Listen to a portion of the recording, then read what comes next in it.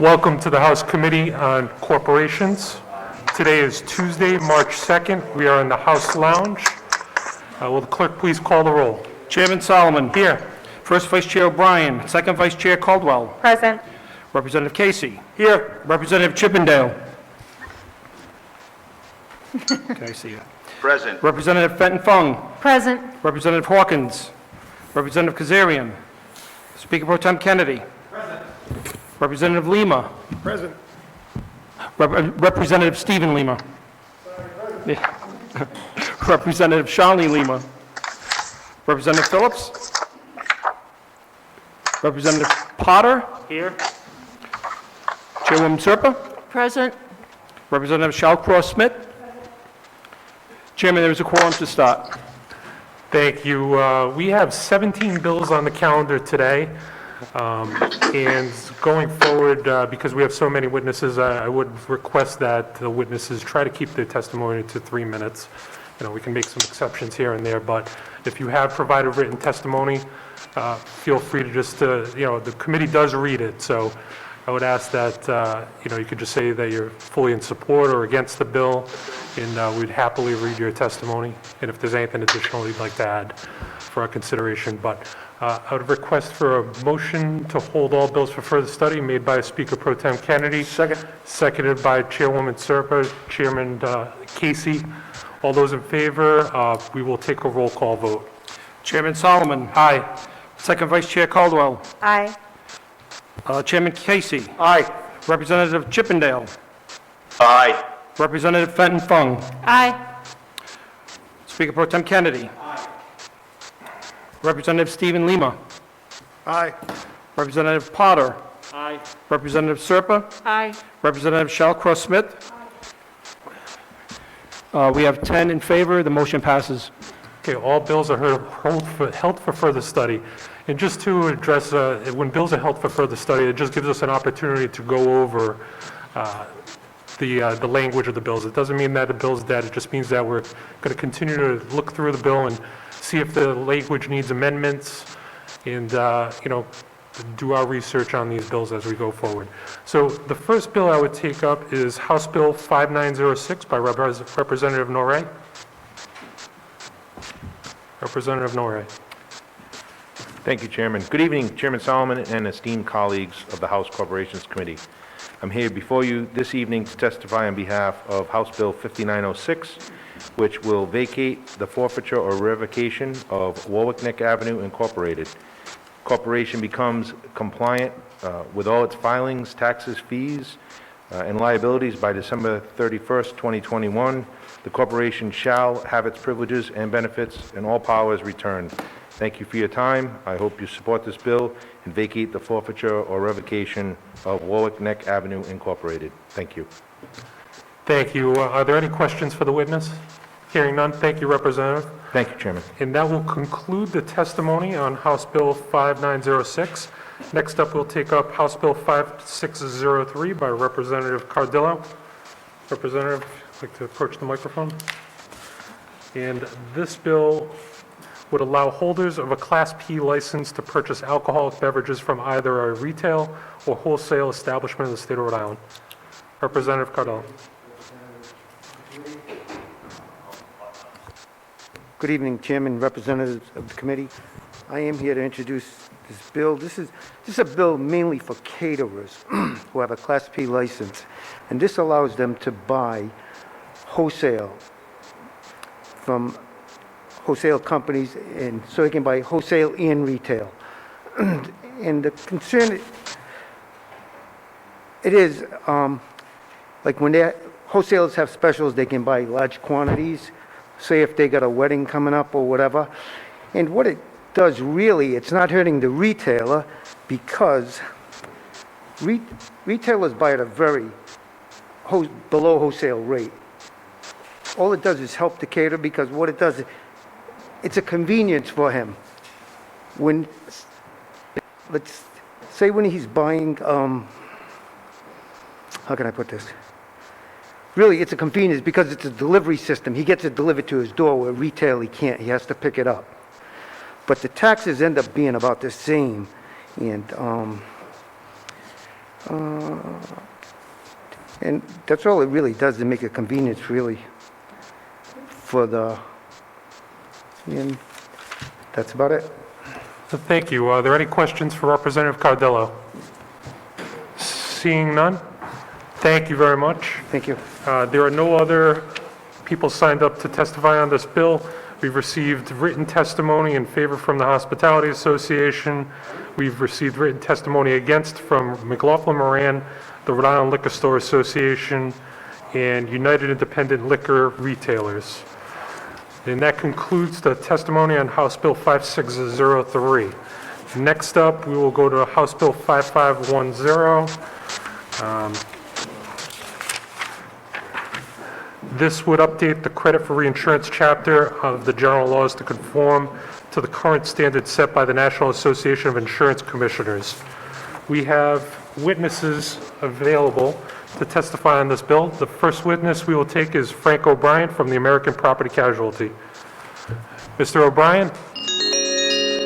Mr. O'Brien, you're before the House Committee on Corporations. You may proceed with your testimony. And if you could shut off the volume in the background as well. Thank you, Mr. Chairman, and good evening to everyone. For the record, Frank O'Brien with the American Property Casualty Insurance Association. House Bill 5510 is a very important piece of legislation that is quite dense, even for an insurance bill, and very technical. What this bill does is that it deals with how reinsurance is regulated. It's how it is credited on balance sheets. So we're talking about credit in terms of balance sheet, not credit scoring or anything like that. Reinsurance is insurance that insurance companies buy.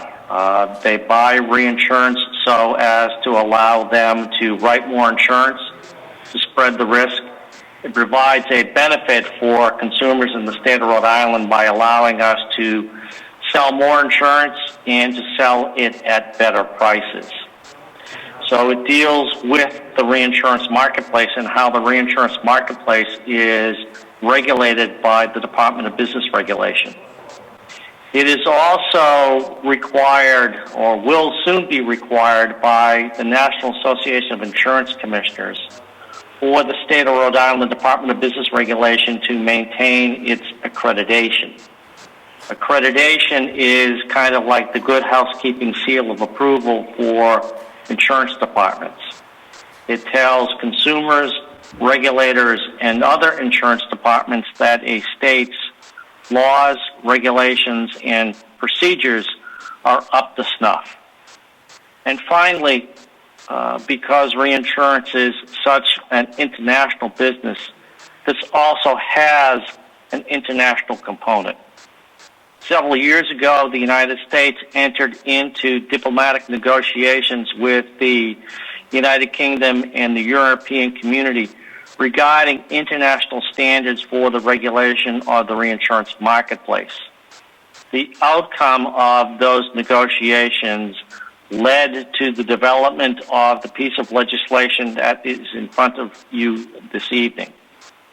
Passage of this piece of legislation is in the interest of the state of Rhode Island because its passage would allow the state of Rhode Island, through its Department of Business Regulation, to continue to regulate the business of reinsurance and how reinsurance is sold and bought in the state. If this is not passed, there is a possibility that the federal government would preempt the state of Rhode Island and step in to regulate that reinsurance transaction in the state. Certainly not something that we would like to see.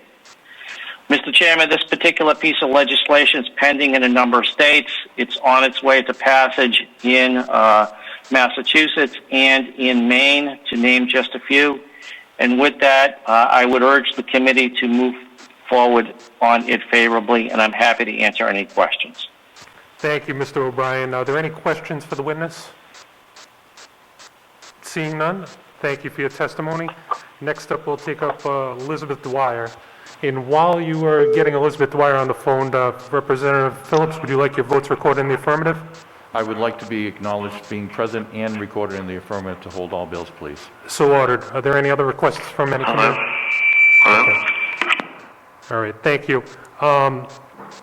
Elizabeth Dwyer? Yes, thank you, Mr. Chair. I filed a letter in support of 5510. It's a very important bill for our financial analysis and examination of insurance companies. I tried to explain it in the letter, and I wanted to be available in case anyone had any questions. So we're in support, but any questions I'd be happy to answer. Thank you so much. Are there any questions for the witness? Seeing none, thank you for your testimony. And that concludes the hearing on Thank you. House Bill 5510. Next up, we will take 5505 by Chairwoman Carson. And this bill would, bear with me here, require third-party hosting platforms to register short-term rental units for rent with the Department of Regulation, or they cannot conduct business in the state, and imposes fines for listing unregistered units. Also, it requires DBR to create a database for registered short-term rentals. Chairwoman Carson. Thank you very much, Chairman. Can you hear me? We can. Okay, good. This is not the first time that I've put this bill in, and folks may remember that I chaired a House Study Commission on tourism for several years, and the issue of third-party rentals is a complicated one, and it's been a complicated one around the country. Different cities, different states have handled the management, the administration, and the taxation of these properties different ways. And here in Rhode Island, I came to the conclusion with the input of community leaders and tourism professionals that's the first place for us to start would be with a registration process. And registration is administration. This bill does not change anything. It doesn't change taxes. It doesn't change zoning. It doesn't create new regulations. It doesn't create any new rules. It kind of ends the secrecy of where these third-party rentals are located in neighborhoods. And it creates transparency for operating a business in the state of Rhode Island. It's almost absurd that in this day and age, we're not registering businesses, because registration of businesses has been happening for hundreds of years. That's why we know where they are, who's running them, and what services they're providing. And we do that particularly with this industry because there are some real concerns about how these properties are run. Are they zoned properly? Are the taxes being collected on them? Do firefighters have access to information about these properties? We really need to provide the state and the municipalities with basic information about these properties. Now, initially, when Airbnb sort of began to explode 7 years ago, it marketed itself as a way for mom and pops to rent a room in their house and to pick up a little extra money, which I'm all in favor of. I think that's a great idea. But I think we all know that this has changed, and that this is a billion-dollar industry, not only in the United States, but around the world, and that problems have cropped up. We have multiple unit properties, we have absentee property owners, we have small-scale lodging facilities that have been set up. And so I ask the question, hotels have to register. Why don't these properties have to register? Now, again, there are many things that we want to make sure are working and are in compliance with a rental piece of property like this. There's insurance, zoning, firefighter, smoke detectors, fire extinguishers, occupancy standards. We don't even know how many people are in a house. We don't know if the owner's on site, if it's homeowner occupied. We don't know if there's a manager. We don't really know what short-term means. We don't know if they're filing their taxes. We don't have a handle on the noise part because we don't even know if it's a rental. I mean, what's happened in my community is that they just pop up in neighborhoods and neighbors begin to say, what's going on in that house over there? And they put two and two together and they figure out that it's an Airbnb, which I want to make perfectly clear. I think homeowners have the right to do this. I'm just asking them to register. And I want to also make it clear that this is not only an issue in Newport. I mean, in Newport, it's a very pronounced issue. It's an issue in Providence. It's an issue around the airport in Warwick. It's an issue in South County. There are other parts of the state that are really seeing the kinds of impact that these properties can have. What we're asking for in this bill is a unique registration number so that it's searchable, so that police, firefighters, taxation, zoning can go find this. It's identification and compliance. Clearly, this industry's had a positive impact on the state of Rhode Island, and all we're really asking them to do is to display the number online and to identify themselves. You know, they found in Newport that Newport had to actually start putting resources into figuring out where these properties were. They actually had to have planning and zoning do more research to figure out where these properties were. So it began actually costing Newport money to just identify where they were. I think Chairwoman, if I could stop you there for a second. Sure. Are there any statistics as to how many individually identifiable properties there are that could be subjected to this? For example, as you were saying, you know, I was looking at, I pulled out my file, Chairman, and to be honest with you, I hadn't updated it in a while because I have introduced this bill before. And what I looked at was like 5,000, and that was several years ago.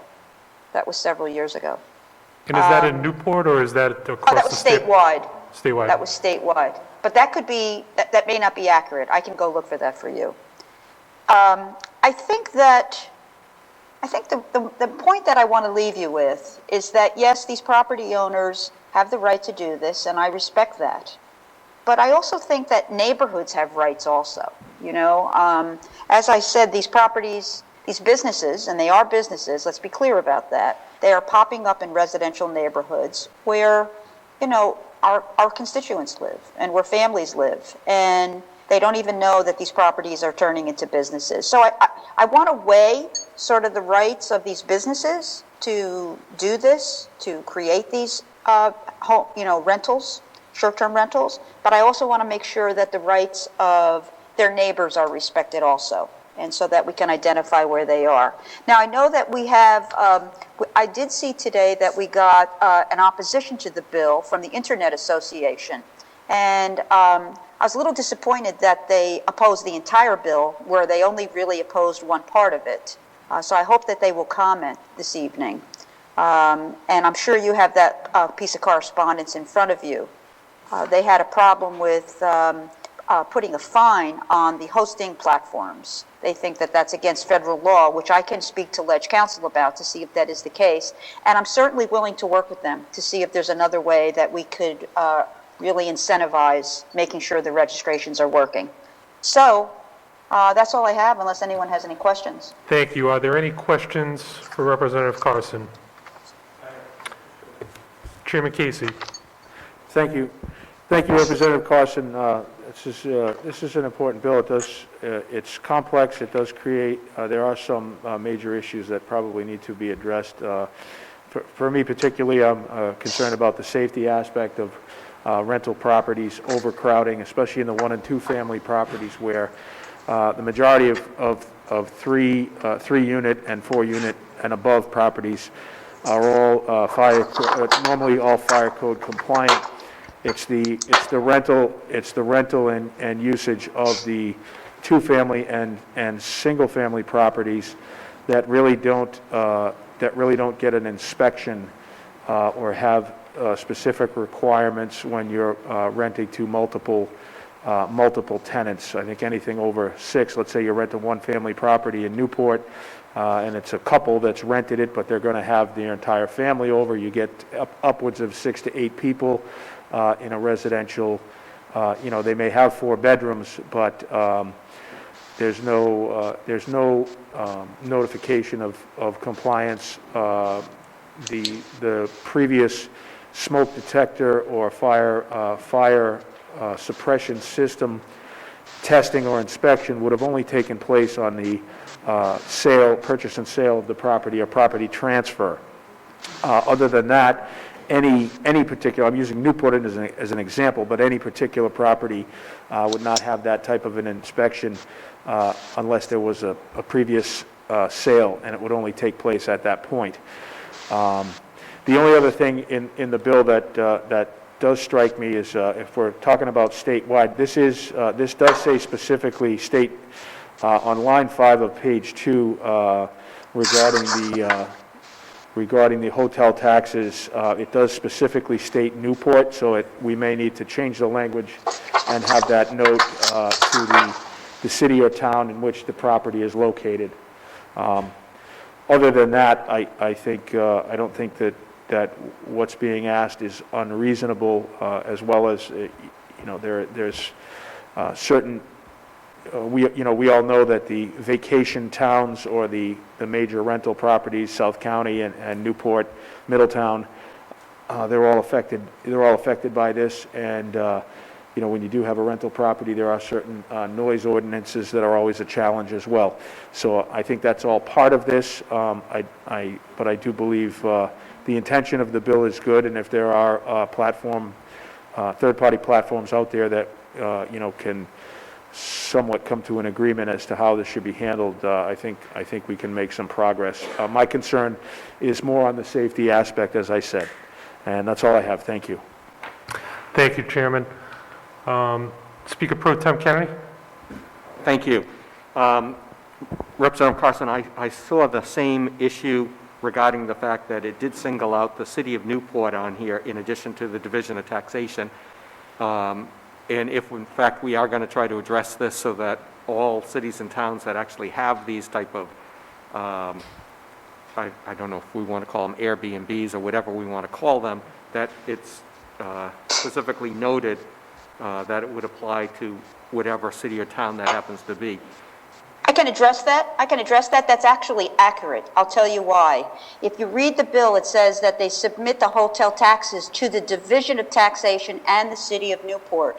The way the statute reads is that Newport collects its own hotel tax, and the other municipalities submit the hotel tax to the Department of Taxation. So that's actually correct. Oh, okay.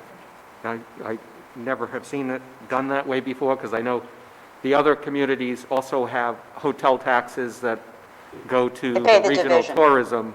Yeah, they pay the division. They go right to the payments. If I own a bed and breakfast or a hotel in Newport, my check gets made out to the city of Newport once a month when I submit my taxes for the previous month. If I own a hotel or a third-party rental or an inn in any of the other towns, on the 20th of the month, I submit my previous month's taxation to the Division of Taxation. That was in the original law in the 90s, and it's still in the statute. Okay.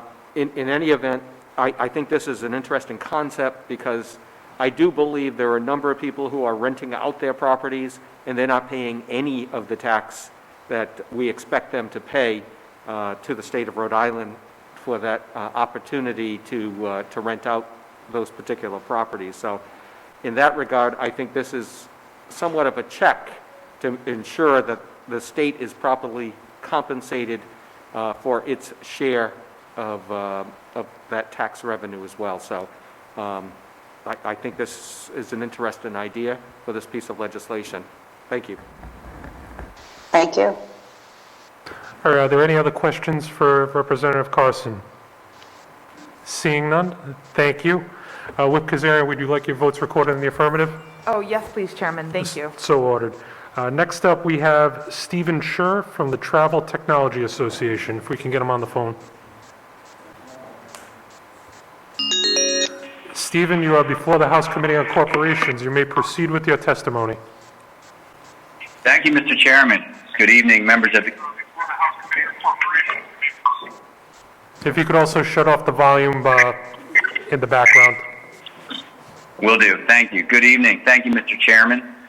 My name is Steve Scher. I'm the president of Travel Tech. We are the trade association for platforms such as Airbnb, Vrbo, Booking.com, and many others. I'm also a proud graduate of the University of Rhode Island, so it's a pleasure to be with you today. I wanted to just first appreciate the Representative Carson's comments earlier. I think registration for short-term rentals is a noble objective.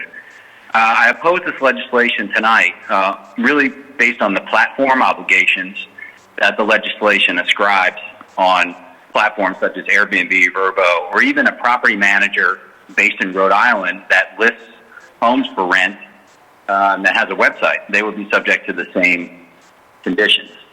Registration is not something new. Many communities around America require registration by the owner to register their property with either the community and or the state to inform them that they do rent their home out periodically. And then there's a registry that the state maintains for that. This legislation requires the platform to determine whether a homeowner has properly registered with the state. There's no way for the platform to know that.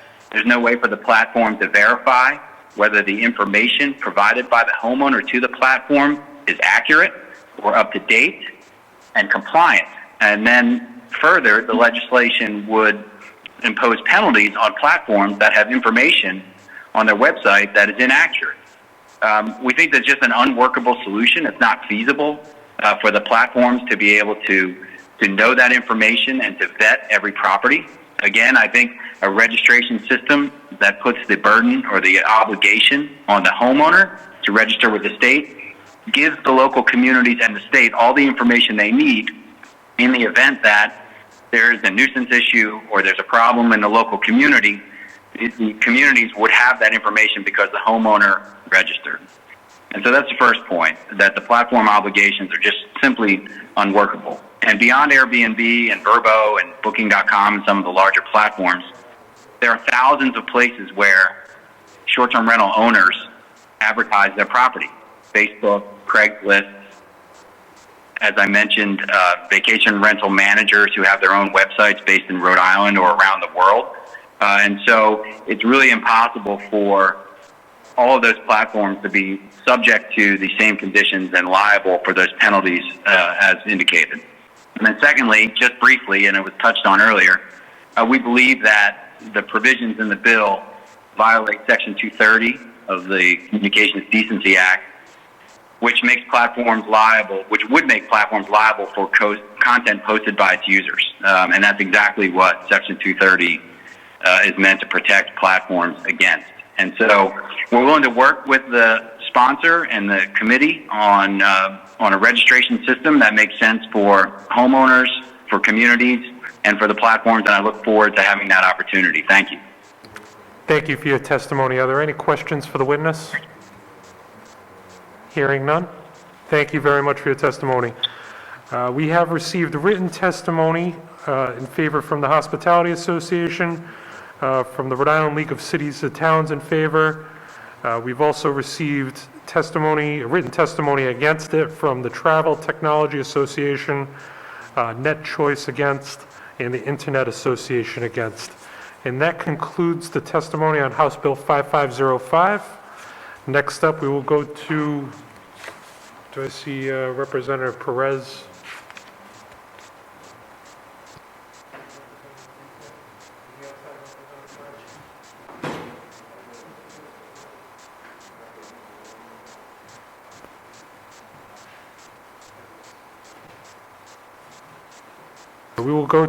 We'll skip that one because I believe Representative Perez was going to testify on it. So we're going to go to House Bill 5276 by Floor Manager Edwards.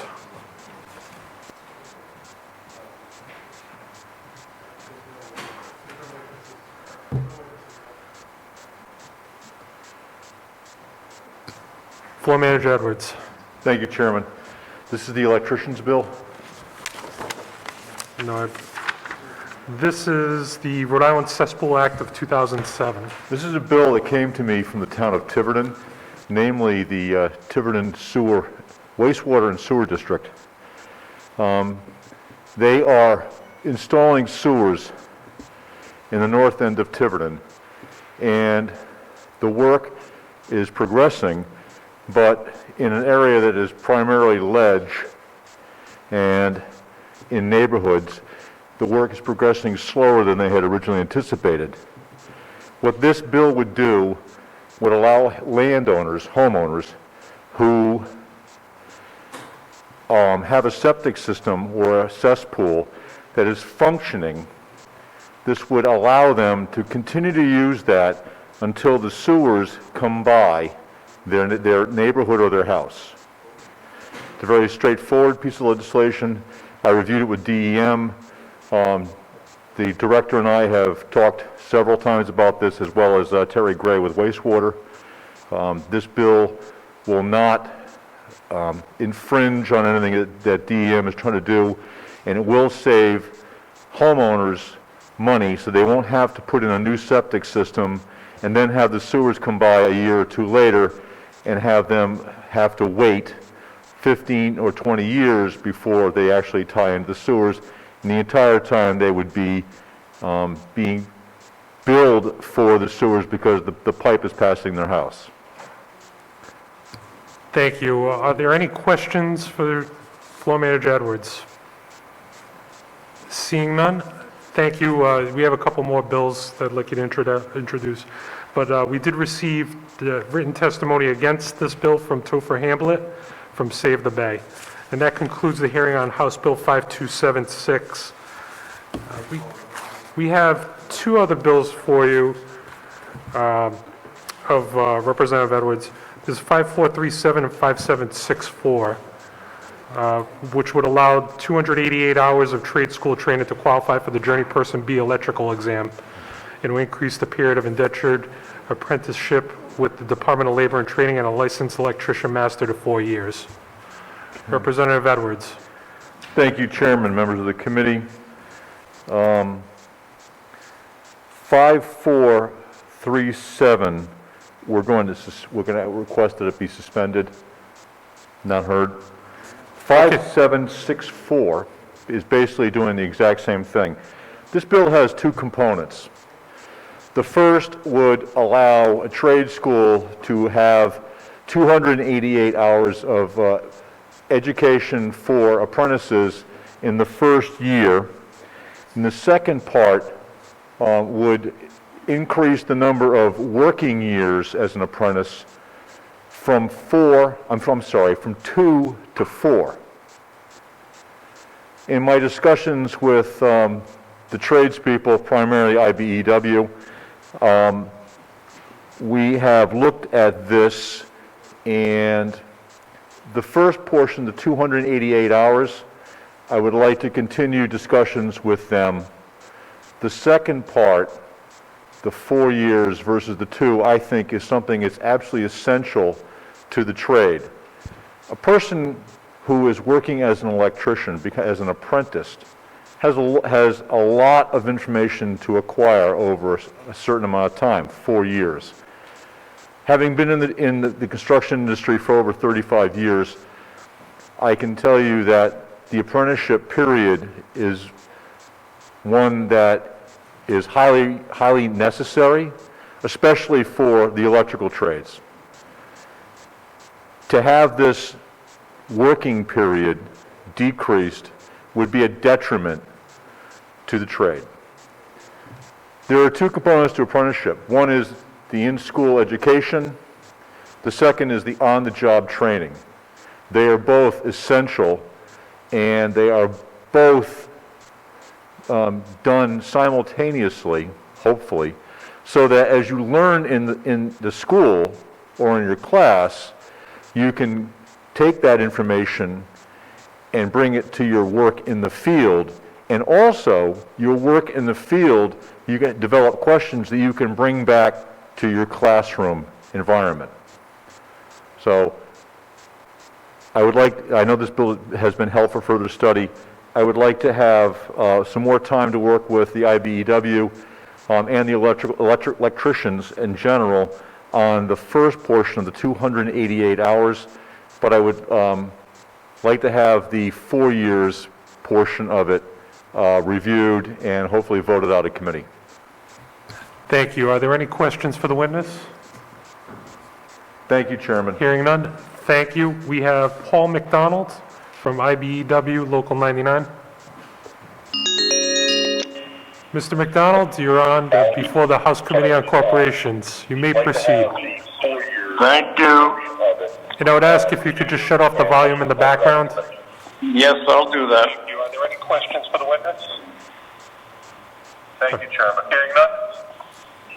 All right, you may proceed. Good afternoon, Mr. Chairman. Good Can you afternoon. hear me? We can hear you. Good afternoon. Okay. Mr. Chairman, members of the committee, thank you for your service first and foremost during this most difficult time. My name is Paul McDonald. I'm representing IBEW Local 99 this evening. I understand that there's a lot of work going on with the business manager, Joe Walsh, and Representative Edwards. We're very much aware of that. It's still in the discussion stage, and at the moment we are opposed to 5764. We think that no trade school or other training facility should be receiving credit for front-loaded hours. It is a poor model for crafting successful craftsmen and craftswomen. They should have the opportunity to work for their on-the-job training hours during the day for the 144 hours per academic year, with the 288 hours total allowed. If the language is changed to 144 hours per academic year and the 288 hours total over 2 academic years, then maybe we would talk about it. But for now, we are opposed to this legislation. I thank you very much for the opportunity to say hello and talk to all of you. Thank you so much for your testimony, Paul. Are there any questions for the witness? Hearing none, thank you. Next, we will go to Joe Walsh from IBEW Local Union 99. Mr. Walsh, you are before the House Committee on Corporations. You may proceed, and I would ask that you shut off the volume in the background. Thank you very much. Thank you. You may proceed. Thank you. Good evening, Mr. Chairman and members of the committee. This is Joe Walsh calling from IBEW Local Union 99. Can you hear me okay? We can. Thank you. Okay, so Paul McDonald pretty much surmised what our thoughts are. I have spoken to Representative Edwards, and we are in agreement that there is some more work to do. Basically, I did provide some fairly detailed written testimony to all members of the committee for their review so they can understand what exactly we're speaking of. Very clear, and then I'll make this very brief, is we are not opposed to trade schools getting credit for hours as every other facility does. We are just opposed to them getting credit that other facilities do not. And I'm not suggesting other facilities should. I'm just suggesting that the 144 hours of related instruction in the classroom per academic year has been the tried, tested, proven model for many years. It works out tremendously, and I would not like to see that change, particularly for trade schools who could be 1 or 2 or 3 or 4, 10 trade schools, who knows, just kind of running people through there and getting them 2 years of training, or 2 years of credit, I should say, and then it puts everybody else at a disadvantage, and I don't think it's the best way to learn, as I think we're all going to agree. So my testimony is, as again, it's written, it's fairly detailed. I will discuss it further with Representative Edwards, and we'll come back with some kind of a proposal that you guys can work with. Excellent. Are there any questions for the witness? Seeing none, thank you for your testimony. That concludes the verbal portion of this testimony. We have written testimony against this bill from Lou Petrucci, and that concludes the testimony on House Bill 5764. And Representative Edwards also said that he was withdrawing 5437. So that concludes your bills. Next up, we have House Bill 5269 by Representative Perez. This would prevent the forced sale of real estate owned by persons who owe fire, water, sewer, road, or lighting district charges. First up, we have Chief Richard Susi.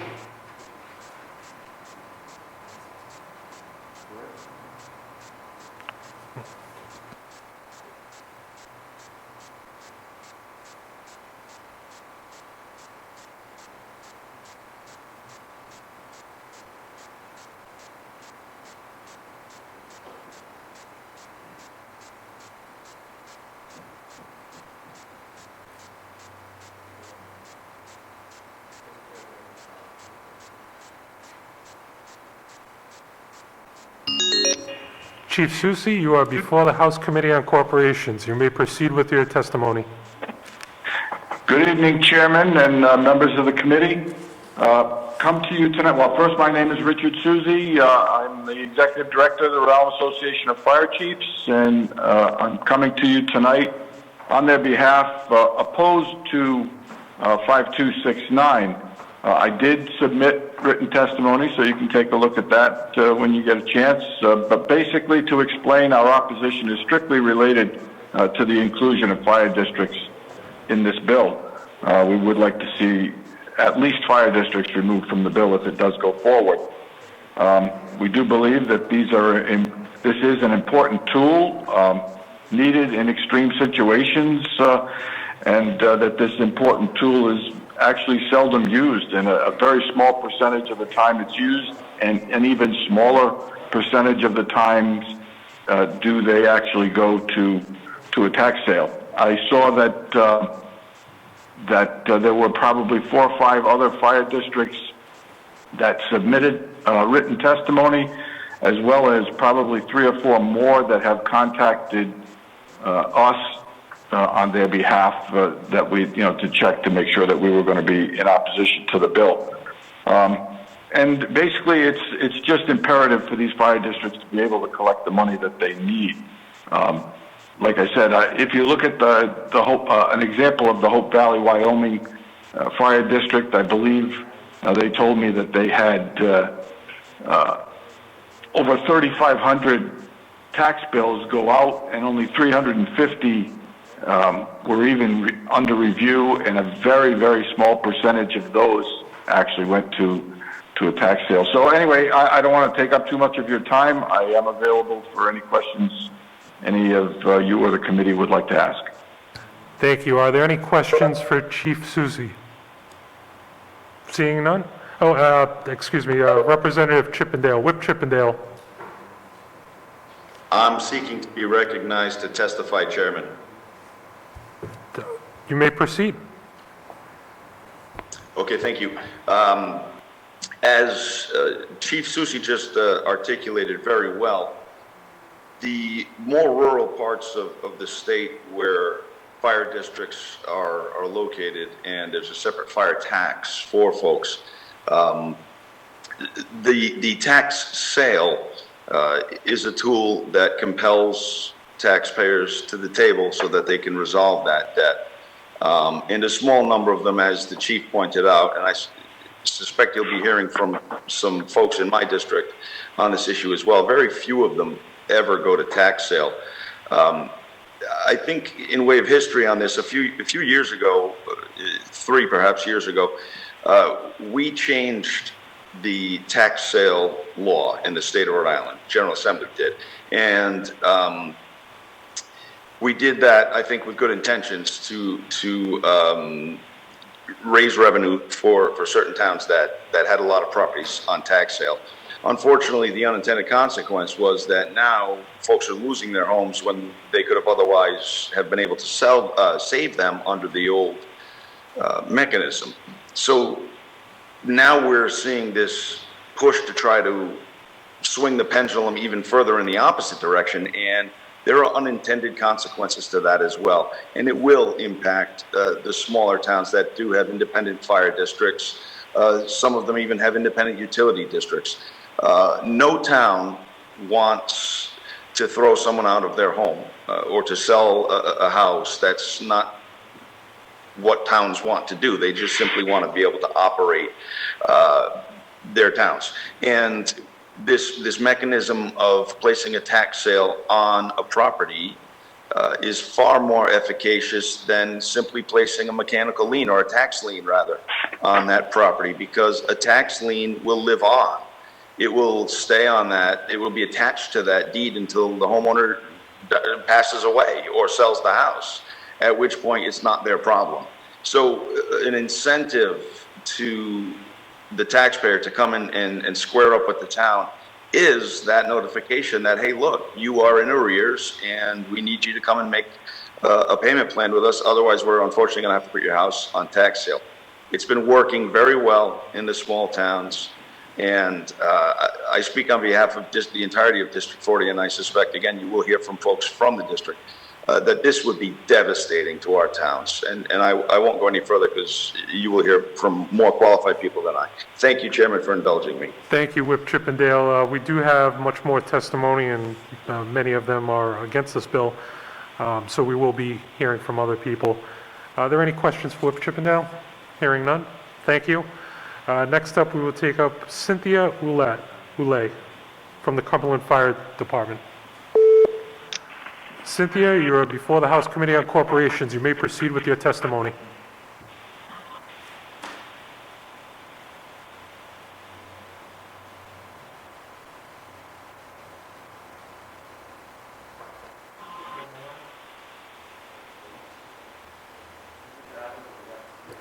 Okay, Adam, are you on the line? No, this is Cynthia. Oh, Cynthia, you may proceed. I'm sorry? You may proceed with your testimony, Cynthia. Okay, thank you so very much. Good evening, everyone. My name is Cynthia Willett. I am the chairperson of the Cumberland Fire Committee, and I appreciate you allowing me to say a few words in opposition to Bill 5269. 7 years ago, the Cumberland Fire Districts merged into one department, which meant 4 separate fire districts merged together. They all had separate tax bases, and we had to make them as one. As we continue through, this happened 7 years ago, we rely solely on taxpayers to fund the fire department. If a taxpayer doesn't pay their taxes, we work really hard in helping them. If there's a financial problem, they contact us, and we really try to support the taxpayers. Unfortunately, there are circumstances in which other taxpayers, other property owners are failing to pay their taxes, and over a period of maybe a year and a half, resulting in a tax sale. Over the past 7 years, Cumberland has incurred over $100,000 in total from tax sales, which helped us in running the department.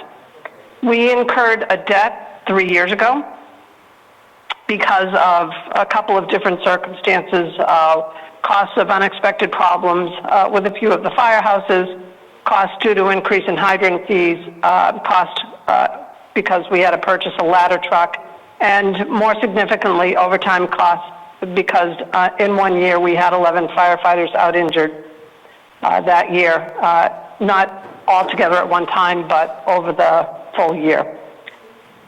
The Auditor General became involved with us, and working with them, we mapped out a plan to reduce the debt, which included having fire tax sales.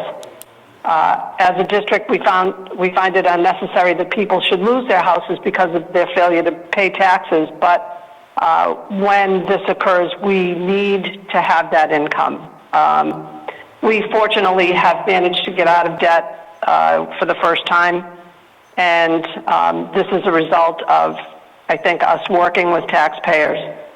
But we cannot lose the opportunity to recoup our losses as a fire department. This is our only source of income, and if we lose this opportunity, we would have to drastically reduce service in Cumberland, and that to me and to everyone else is something that we definitely do not want to do. I can't imagine. Thank you, Cynthia. Okay.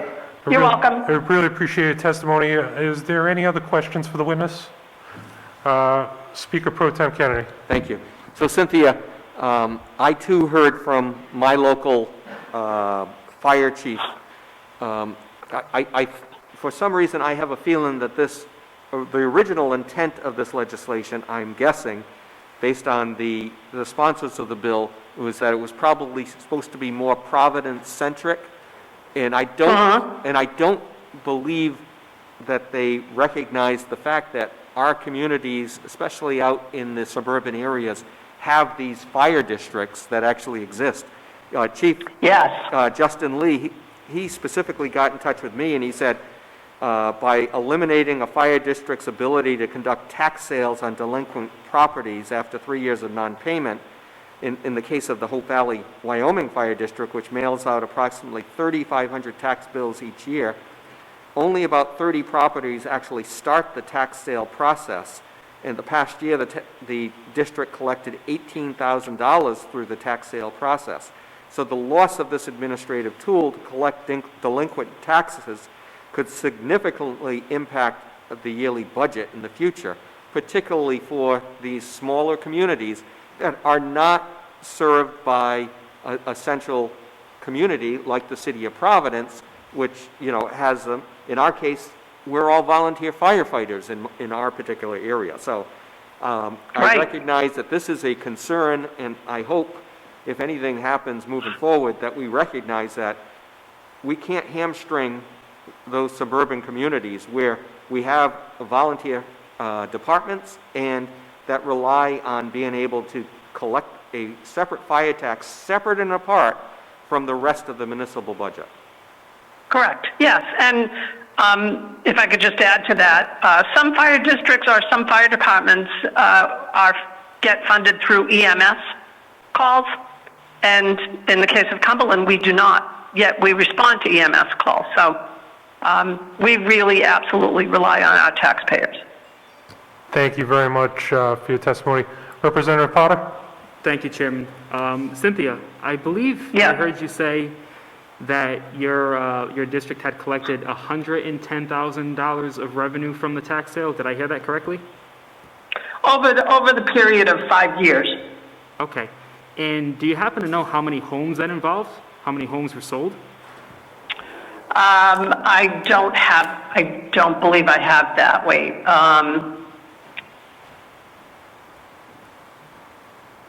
No, not specifically. No, we just have total amounts.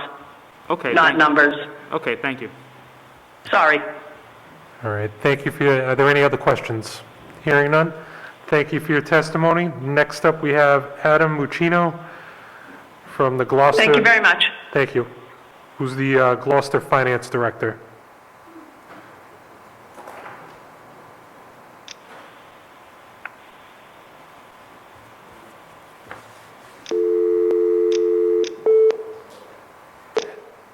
Adam?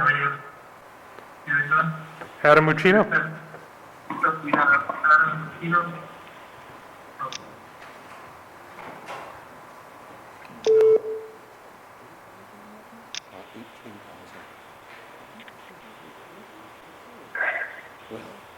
Adam? Yes, good evening. Adam, you're before the House Committee on Corporations. You may proceed with your testimony.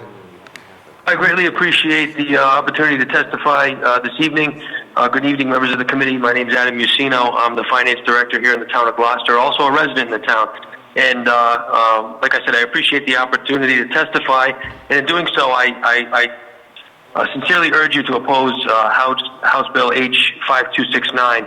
Simply put, tax sales are a tool, often the last step in a process to try to bring someone to the table after a period of time to address his unpaid taxes. And now, in an ideal world, there would be no tax sales.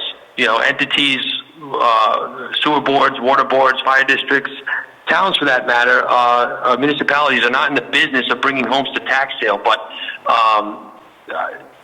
it's a consequence in order to address those unpaid taxes. And so without that tool in the toolbox, these entities are really left with no substantive recourse. And then lastly, I don't want to take up any more time. I did summarize this in my written testimony to the House, but I just want to draw your attention to the table that I was able to summarize quickly today with a tax collector that shows, with respect to the town of Gloucester, the last 5 years of homes that were sold at tax sale.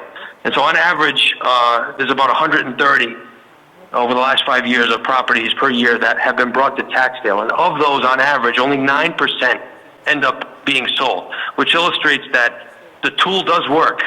When there are back taxes owed, notice is put out, and it draws these folks in to address this situation with the town. And speaking for the town of Gloucester, I know for a fact that our tax collector is more than amenable to working out payment plans and that sort of thing with our residents. So with that, I greatly appreciate the opportunity to testify this evening, and happy to turn it back over to the host.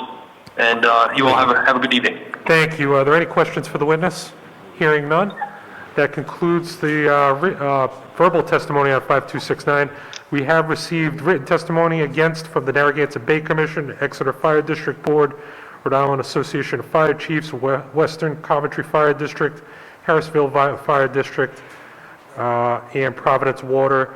And then we have received written testimony in favor from Jordan Goyette. And that concludes the testimony on House Bill 5269. Next up, we have House Bill 5146 by Representative Morales, which would require all health insurance providers offering prescription drug benefits to limit persons' out-of-pocket costs to $100 for a 30-day supply. Representative Morales. Mr. Chairman and members of the committee, thank you again for this opportunity to discuss and consider House Bill 5146. In summary, this bill would limit out-of-pocket expenses for a 30-day supply of specialty medication at $100 per prescription for people with health insurance.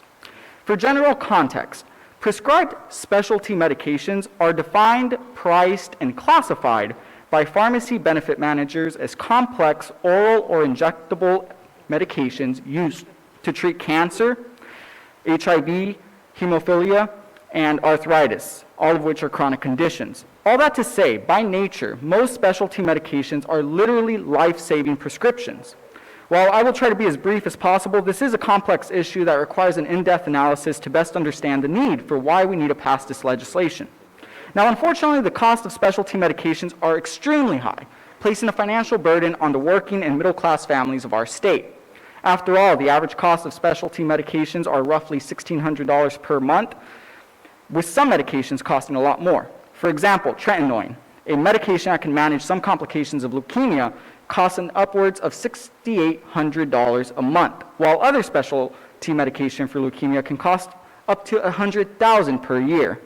Given that specialty medications do not often have a generic alternative due to patent protections, people are forced into medical debt for long periods of time, since these medications are designed to treat chronic diseases, which are long-term health conditions. So why are specialty medications so expensive? A common answer is that research and development that goes into developing these medications. However, that is not entirely true, nor is it the full story. The reality is that specialty medications are developed by drug manufacturers who claim a patent on a specialty medication, which allows them to act as a monopoly, given that no other alternatives can exist. Following this, they will sell them to specialty pharmacies that are overseen by pharmacy benefit managers.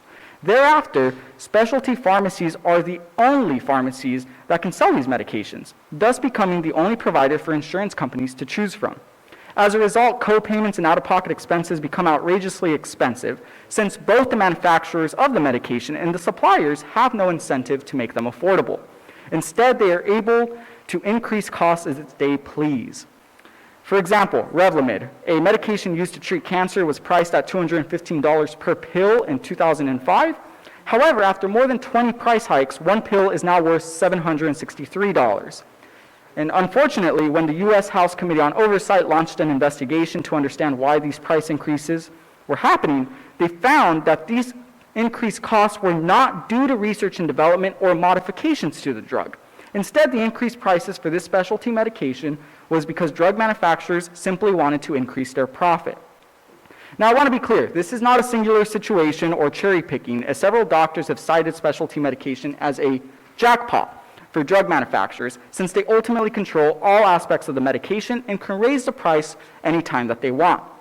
Given that state governments are unable to negotiate prescription medication due to federal regulations, several states, such as Delaware, New Jersey, Maryland, and Louisiana, have all passed legislation similar to this one that caps out-of-pocket expenses for specialty medication at $150 per 30-day supply. Therefore, we too can address these outrageous costs by passing this bill. Now, before I close, I do want to mention how these expensive medications hurt our local communities. Here in Rhode Island, an estimated 640,000 people have one chronic disease, and an estimated 249,000 people have two or more chronic diseases, which increases their likelihood to depend on specialty medications. Within the statistics, over 110,000 people here in Rhode Island have cancer. Now, combined with the responsibility of paying your rent, mortgage, utilities, and groceries, people are forced into a position of economic struggle when they are prescribed with specialty medication. As reported by the AARP in 2016, 25% of Rhode Island residents stopped taking their prescribed medication due to cost. This is evident as there are over 1 dozen GoFundMes here in the state of Rhode Island by people who cannot afford to pay for their specialty medication. And since I introduced this legislation this past month, I've been receiving several messages from people across the state, across all different cities and towns, thanking me because of the fact that this specialty medication is extremely expensive. So again, I just want to reiterate, these are real-life situations happening to the people across our state, and it is urgent that we act. Thank you. Thank you for your testimony. Are there any questions for the sponsor? Representative Potter? Thank you, Chairman. No problem. I just want to quickly thank you, Representative Morales, for bringing this issue forward. In my brief time as a legislator in both committees here in corporations and the Committee on Health and Human Services, this is an ongoing theme that we continue to hear about with how much people are struggling to be able to afford life-saving medical treatment. And I would just ask all of my colleagues here to support legislation like this and this particular bill. And I think the key word that Representative Morales used is urgently, because people in our communities really do need that help urgently. So thank you. Thank you. Are there any other questions? Seeing none, thank you for your testimony. Representative McGaugh? Thank you, Chair, and thank you to the committee for hearing this bill tonight. I want to start a little bit, I'm here to testify in support of this bill, 5146, and I just want to talk a little bit about the tier structure for copays, and for those who may not be familiar with it. There's so many different ways for prescription drug plans to cover medications, and many of them have this multiple tiered structure, some up to 5 and 6 different tiers, starting with a tier 1, which is a low-cost generic drug, Tier 2, which may be their preferred drug, also may be a generic drug, right on up to Tier 5 or Tier 6 in some cases, and that's where this specialty drug comes into play. And the reason that they have built this tier structure is really based upon what the cost of these medications are. So Tier 5, Tier 6 is really your high-cost medications, as Representative Morales said. So you have multiple tiers. Patients who have their prescription drug plan are trying to figure this out. It's really confusing for them. They walk into a drugstore, they have no idea what it is they're going to have to pay when they get out. So how common is this tier structure, this high tier structure? 53% of patients have a plan with 4 or more tiers. Also important to note, 43% of all workers have no out-of-pocket maximum for a 4th tier specialty drugs. According to the Kaiser Family Foundation, in 2019, of those insured with a specialty drug tier, 52% of them had a co-insurance rather than a copay. A copay would have a set dollar amount. A co-insurance means that they would have to pay a percentage of the expense. The average co-insurance rate was 24%. According to an AAR report, the average cost of chronic therapy was $78,870 per year for specialty prescription drugs at the retail level.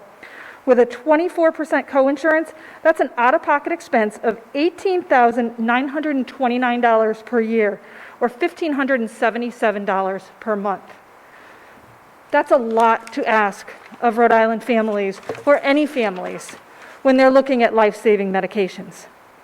We don't need studies to demonstrate to us that the more people have to pay for their prescriptions, the more likely they are to take their medications incorrectly or to skip it at all. But the data's there. People put off medications, they delay starting therapy, they take less than is prescribed, or they just don't take their therapy at all. And it's because they can't afford their medications. In a 2020 medication access report, a survey of 1,000 patients showed that 29% of patients abandon their prescriptions when they can't afford them. We also need to consider that patients, they're delaying their necessary care, and due to the cost burden, even though they have insurance. And what does that do? As the cost of those prescription drugs rise uncontrollably, patients are being asked to cost share an alarming rate. They're being asked to carry the burden of increasing costs of life-saving medications through higher premiums, higher deductibles, higher copays, and through this cost sharing. What we need to consider is the impact of the health and wellness of our fellow Rhode Islanders. These cost-sharing tiers for life-saving treatments are too great for us to ignore. I urge you to pass 5146.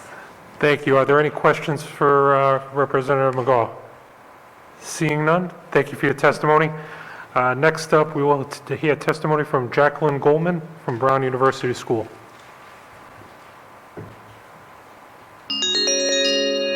Jacqueline, you're before the House Committee on Corporations. You may proceed with your testimony.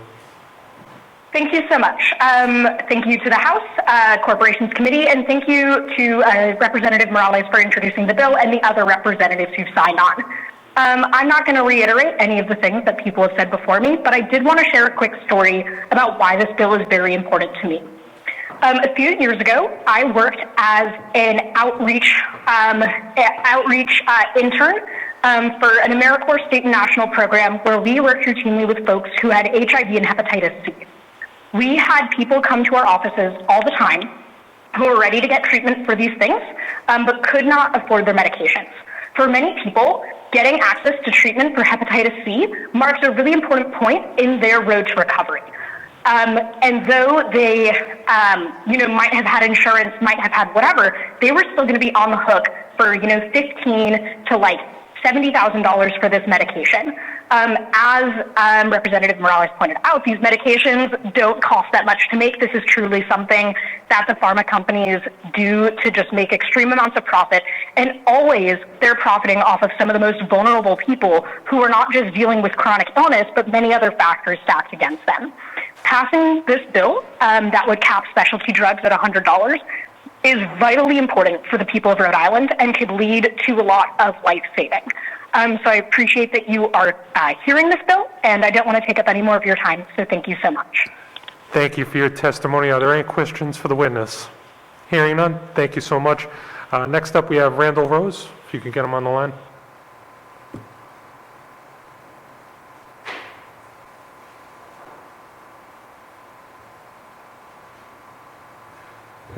And while we're waiting for Randall Rose,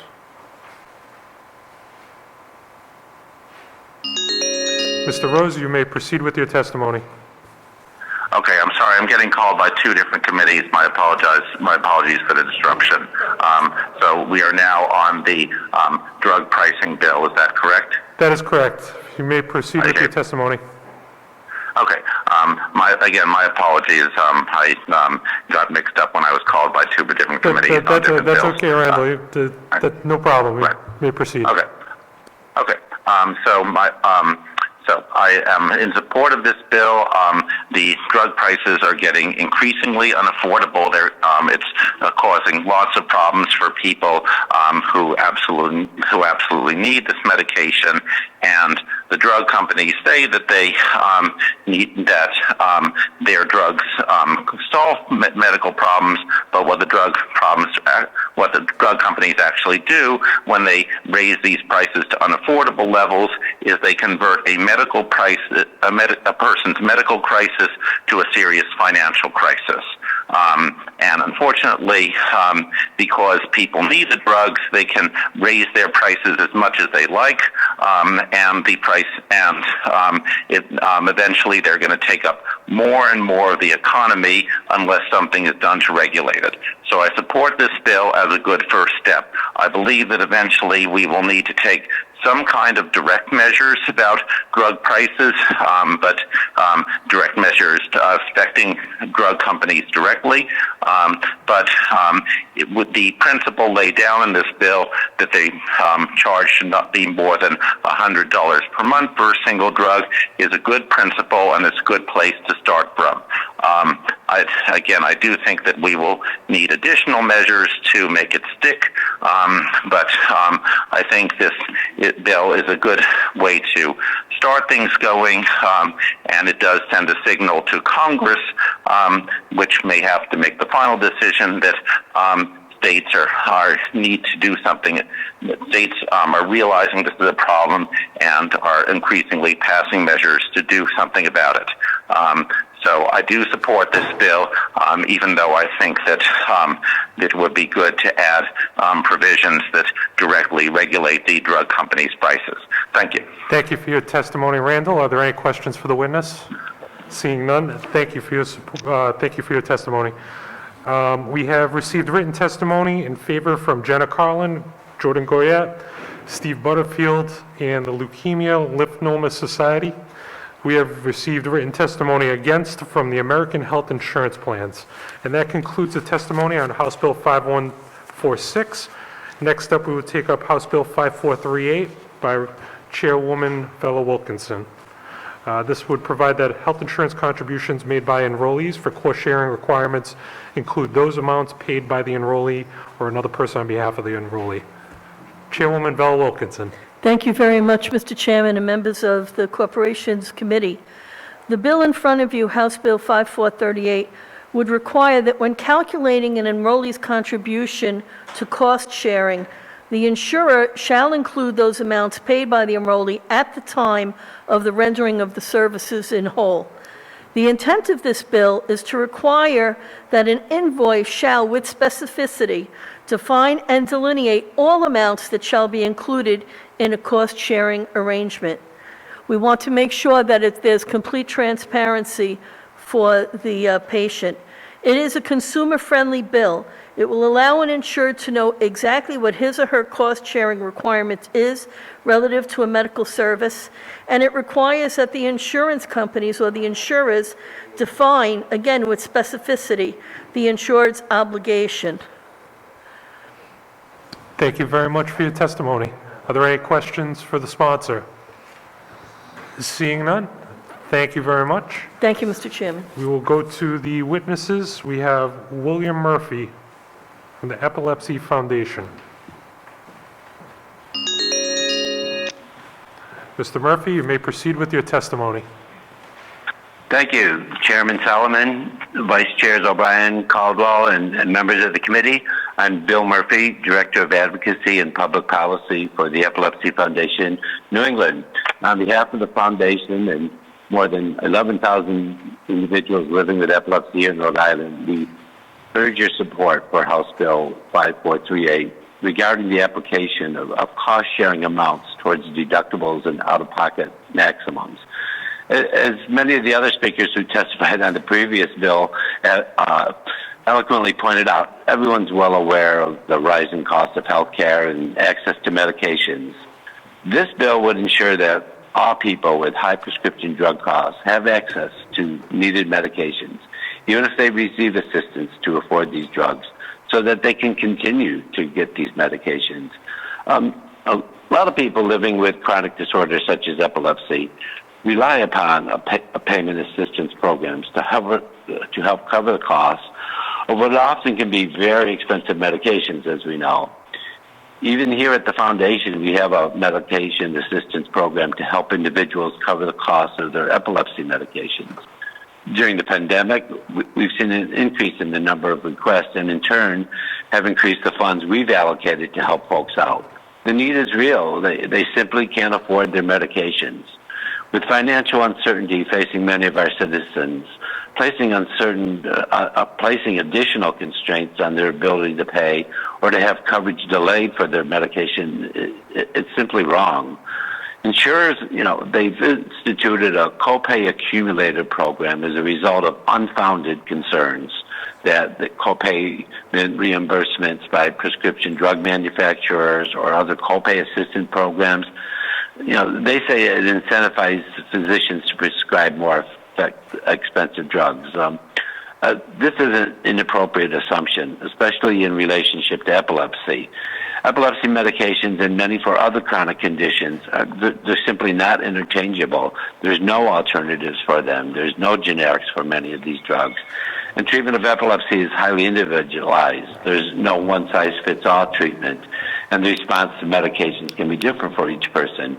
A lot of people we serve, people with epilepsy, especially those living with rare epilepsy syndromes, are on several meds for their seizures and accompanying comorbidities.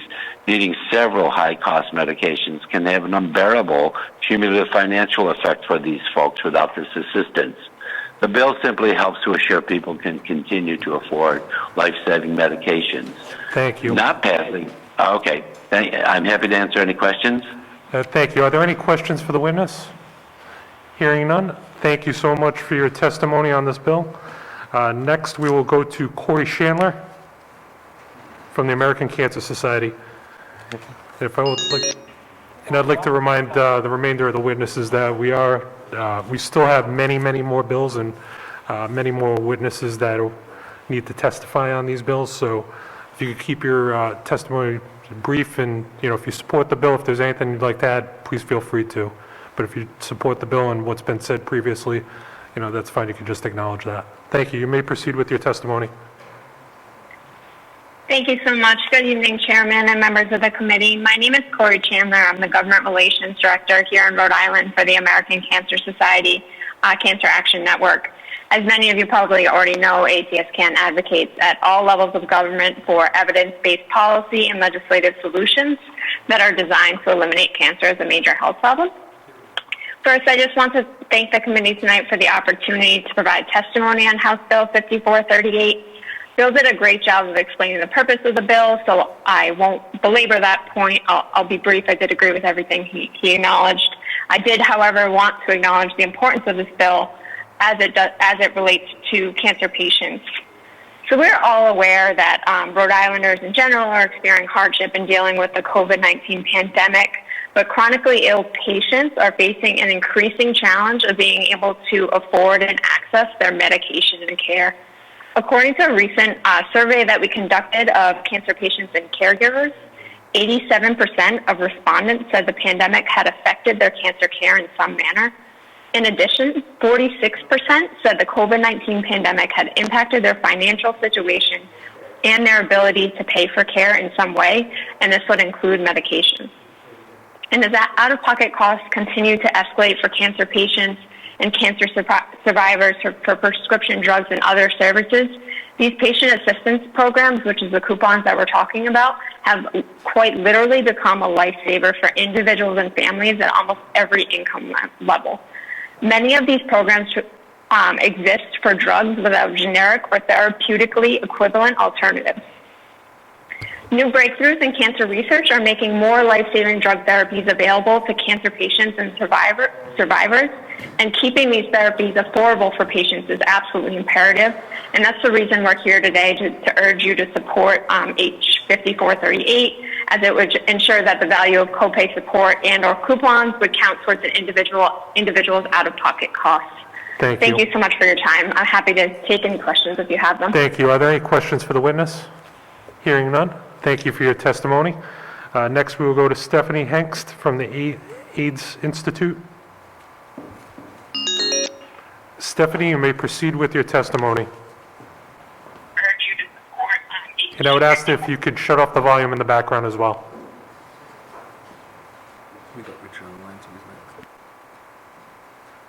Stephanie? Yeah, I'm here. You may proceed. Okay. Great, thank you. Hi, my name is Stephanie Hengst. I'm with the AIDS Institute, which is a nonprofit dedicated to protecting healthcare access for people living with HIV and hepatitis. And I'm here to support 5438, which would protect access to prescription drugs for HIV patients. So, as the previous folks said, even with health insurance, there are barriers that still exist for HIV treatment. Prescription drugs can remain unaffordable and inaccessible due to those reasons, such as high deductibles and astronomical coinsurance. But one of the direct effects on patients living with HIV is that when they see that huge bill, they'll leave their prescriptions at the pharmacy. And we know this because of pharmaceutical claims data that shows that. That's nose fills and those abandonments. And when we're talking about the 3,000 plus Rhode Islanders living with HIV, if patients abandon their prescriptions or they aren't adhering, it can lead to irreversible drug progression, disease progression, development of drug resistance, et cetera. And especially with HIV as an infectious disease, there is a risk of spreading the HIV throughout the state. This year in Rhode Island, in 2021, the largest health insurance provider on the ACA marketplace has a copay accumulator in their policies applied to their plans. And so this bill will ensure that Rhode Island patients who are seeking health insurance through the Affordable Care Act can be protected from these harmful practices and can afford the prescription drugs. We have heard opponents say that this will drive patients to more expensive drugs. Again, there is research that shows that when there is a low-cost drug available, patients choose that. And when this type of a law will cause premiums to rise. However, we've seen in other states that have implemented these laws that there is no correlation directly related to that.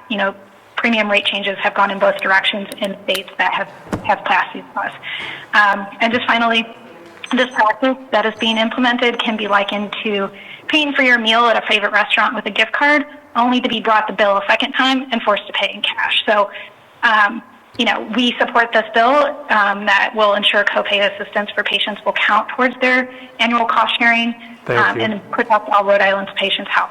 So thank you. Thank you for your testimony. Are there any questions for the witness? Hearing none, thank you. Last up, we have Richard Pizzillo from the New England Hemophilia. Richard, you may proceed with your testimony, and I would ask that you please keep it under 3 minutes because we still have many witnesses left. Thank you. Okay, great. Good evening. My name is Richard Pizzillo, and I'm the Executive Director of the New England Hemophilia Association. For over 6 decades, NEHA has assisted and advocated on behalf of patients living with bleeding disorders and their families throughout Rhode Island and the other 5 New England states. NEHA proudly joins 26 other advocacy coalitions in a letter submitted today in support of H5438.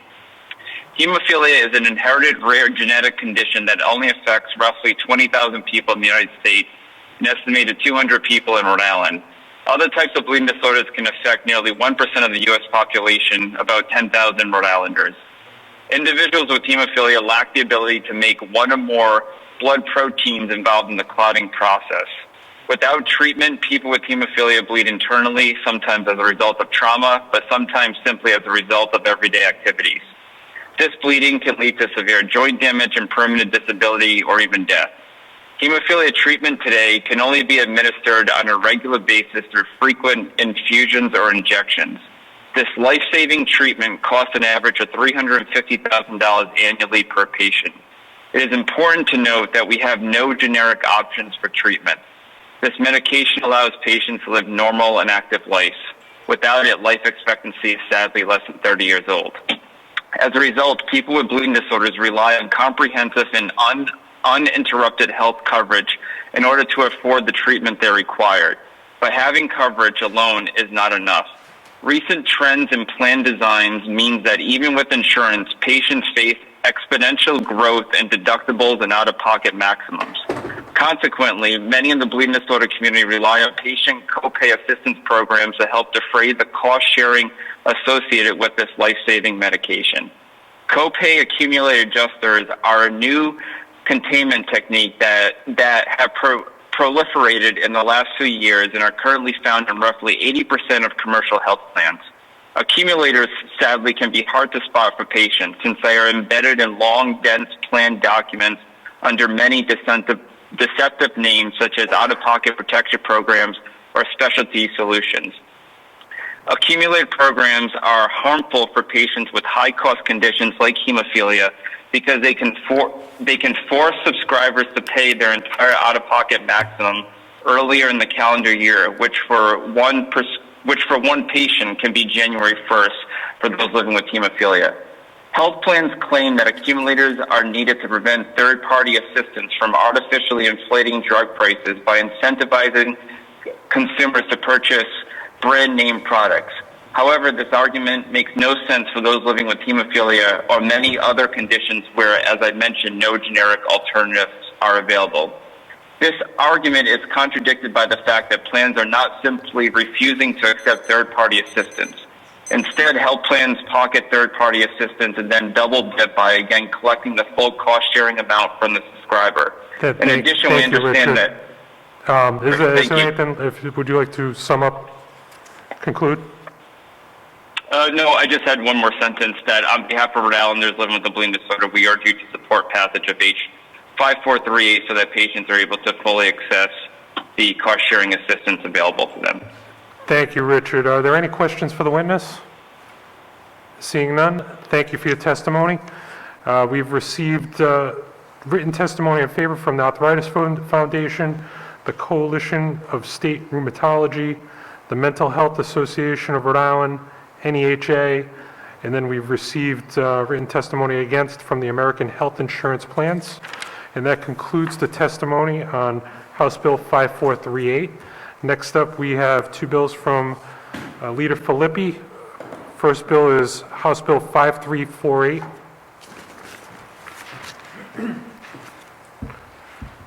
Thank You you, may Chairman. proceed. Thank you, Chairman. Thank you, members of the committee. House Bill 5348 changes a gap that we have in our Limited Liability Company Act. Currently, under our Corporations Act, when you're a corporation, if a member of that corporation, a shareholder, seeks to dissolve the corporation in court, any one of the other members can come in and say, Judge, don't dissolve our corporation. Assess the value of the moving shareholders' shares and let us buy those shares from them. So what that does, it prevents an ongoing business from being shut down, from a corporation having a dissolution order entered against it. So when you look at our Limited Liability Company Act, it doesn't have the same avoidance of dissolution that our Corporation Act has. So if you're a limited liability company and one of your fellow members seeks to dissolve your limited liability company, you do not have the right to say, Judge, stop, let me buy their shares. So it really is a gap in our Limited Liability Company Act. I worked last year with former Representative Ucci and some of his counsel at Adler, Pollock, and Sheehan crafting this language to address this gap. It really is a good bill. It makes a lot of sense. There are simply no policy arguments against it whatsoever. Thank you very much. Thank you for your testimony. Are there any questions for Leader Filippi? Seeing none, then there is no written testimony on this bill. So that concludes the hearing on House Bill 5348.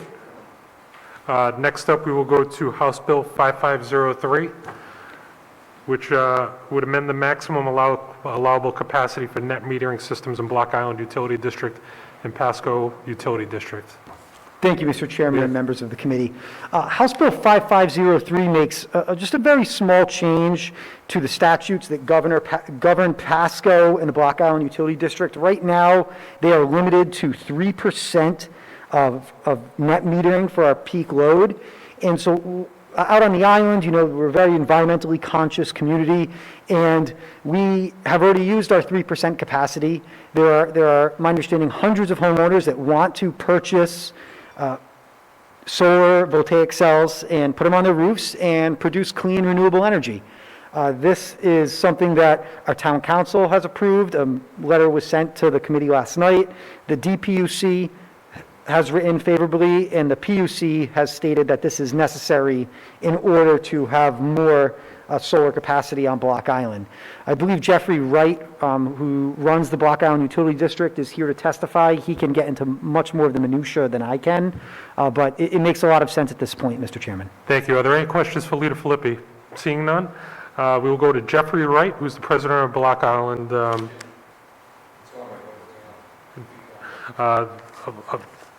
So Jeffrey Wright, the president of Block Island Utility District, signed up in support of this. Apparently, it's going straight to his voicemail. I just communicated with him. I'm not sure if, was there a number he was supposed to call in, or was he supposed to stand by to be called? No, we were calling into him. He provided a phone number to the committee. Okay. We can resolve that in a moment but we will go next to Leah Donaldson, Attorney Leah Donaldson, from the Block Island Utility District.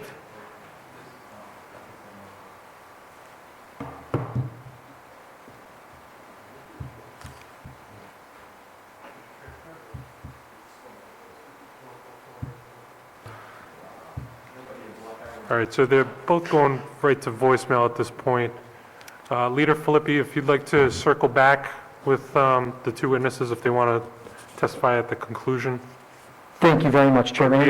But we have received written testimony in favor from NTech Engineering Incorporated, Everett Shorey, the Block Island Utility District, Anthony Pappas, Ken Lacoste, the DPUC, the Block Island Utility District, All in favor? And then the PUC has concerns. Okay, thank you very much, and I'll circle back with Mr. Wright. Thank you. So that concludes the testimony on House Bill 5503. Next up, House Bill,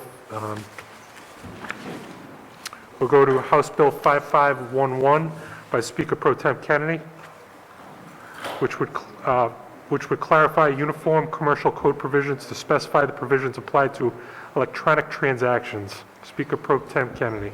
Thank you, Mr. Chair. So this particular piece of legislation actually helps to correct a piece of legislation that the House passed in the year 2006. As we all know, in the last year, so much of the business transactions went online. Things required electronic documents, electronic transactions, digital signatures and things. And I guess it was around October or November of last year that we received communication from an attorney in Massachusetts that noted that there were problems with trying to conduct some of these electronic transactions. There were drafting errors in that original piece of legislation from 2006. I had reached out to the original sponsor of that bill, former Representative Peter Lewis, and since he's an attorney, he also recognized that there were some issues with that. With that in mind, I got in touch with Thomas Hemmendinger, and Tom submitted a letter on behalf of the Uniform Law Commission that should be on the website for those who want to read his specific information. But Tom represents the state of Rhode Island on the Uniform Law Commission. Tom was here in 2006 to testify in favor of this particular piece of legislation. He took the opportunity to review all of the language, and before the bill was actually submitted for introduction, we made sure that all the I's were dotted, all the T's were crossed. So this legislation now should address that issue once and for all and help to make sure that these electronic transactions can go through in a proper manner here in the state of Rhode Island. Thank you. Thank you, Speaker Pro Tem Kennedy. Are there any questions for the sponsor? Seeing none, we will go to Thomas Hemmendinger from the Rhode Island Statutory Commission.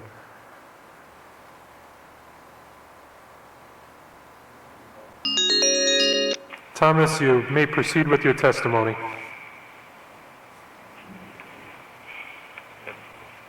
Thomas, are you on the line?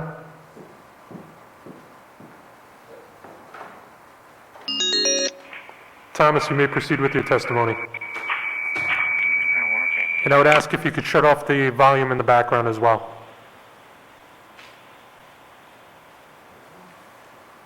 Hello? You may proceed with your testimony. Oh, thank you. Mr. Chairman, members of the committee, I wanted to thank you for the opportunity to support this bill. I submitted written testimony and just wanted to point out that it's of vital importance that we get in line with the other 49 states on electronic documents of title so that we can stay competitive in modernizing our supply chain in Rhode Island, because this affects any goods either moving into or out of Rhode Island or within the state. And if you have any questions, I'd be glad to try to answer them. Thank you. Thank you. Are there any questions for the witness? Hearing none, thank you for your testimony. We do have written testimony in favor from the Rhode Island Commission on Uniform State Laws. And that concludes the testimony on House Bill 5511. Whip Kazarian, would you like to introduce your bill? Sure, Chairman. My bill Which is 5507. 5507, that's right. This bill actually, I introduced it last year. It got caught up in COVID and was not passed. It came to me from a constituent just looking to a revocation of the charter of MC Souza Trucking and Excavation. So, yeah, kind of got held up with COVID last year, just looking to see this one through. Great. Thank you. Are there any questions? Hearing none, that concludes the testimony on that bill. We're just going to go back to House Bill 5503 for a moment. We have Jeffrey Wright, who's president of the Block Island Utility District. Mr. Wright, you're before the House Committee on Corporations. You may proceed with your testimony, and I will say Leader Filippi did an excellent job explaining the bill. So you may proceed. Thank you. Thank you, Mr. Chairman, and good evening, members of the committee. I'm Jeffrey Wright, the president of the newly formed Block Island Utility District. I'm speaking tonight in support of this bill, which is an amendment of the net metering statute, so that we can continue to offer a net metering program to our members, which is consistent with our goals of promoting cost-effective renewable energy development, such as rooftop and ground mount solar. I'd like to point out that this amendment in no way affects National Grid or their customers. The amendment only would affect the Block Island Utility District and the Pasco Utility Districts, both who are governed by their own members, I'd like to point out. The current net metering penetration on Block Island right now is at 3%, which is the mandated cap under the existing law. Because of this cap, the Block Island Utility District has put a hold on any new net metering project. In anticipation of the bill being approved, we've worked really hard to develop a new tariff that will be as close to revenue neutral as possible and minimize any cross-subsidy amongst its consumer members, yet will still allow a cost-feasible credit to those who wish to participate. The Block Island Utility District members want to invest more in member-owned renewable resources. The Block Island Utility District prefers to buy local when it can through net metering resources. However, in order to implement this new model, the net metering statute must be amended and the 3% cap lifted. This bill is really a win-win for not only the utility districts, but their members and also the renewable energy industry as well. I don't believe that any of the written testimony that was submitted had any concerns with the bill, and I strongly would encourage you to support this and pass it. And I'll take any questions that anybody might have. Thank you. Are there any questions for the witness? Hearing none. Thank you very much for your testimony. That concludes the hearing on 5503. Next up, we will go to House Bill 5327 by Representative Potter. This would increase the maximum aggregate amount of community remote net metering systems from 30 megawatts to 90 megawatts and require the allocation of a minimum of 20%. Representative Potter, would you like to? Thank you, Mr. Chairman, fellow members of the committee. So 5327 is a bill that would expand our community virtual net metering system, and it also addresses some of the common concerns that many people throughout our communities have relating to large solar projects and how that impacts open green space. As many of you know, we have a climate crisis, and one of the many initiatives for us to act on climate is to prioritize expanding how we acquire more of our energy from a renewable energy source. And with a limited time to act, it makes this bill all the more imperative. With that, I'd like to just briefly acknowledge two local leaders on this issue. Back in 2016, Chairwoman Deborah Gero and former Representative Aaron Regenberg put forward legislation that began a small pilot program for community solar, which this would expand on. So the need for community solar was clear back then, as it is now, that as Rhode Island develops more of our energy from a renewable source, there needs to be a policy shift so that the benefits would also flow to low and moderate income households. We need to make sure where people who are renters, people who don't have the ability to install solar panels onto their own rooftops, also have the opportunity to participate and acquire their energy from a renewable energy source.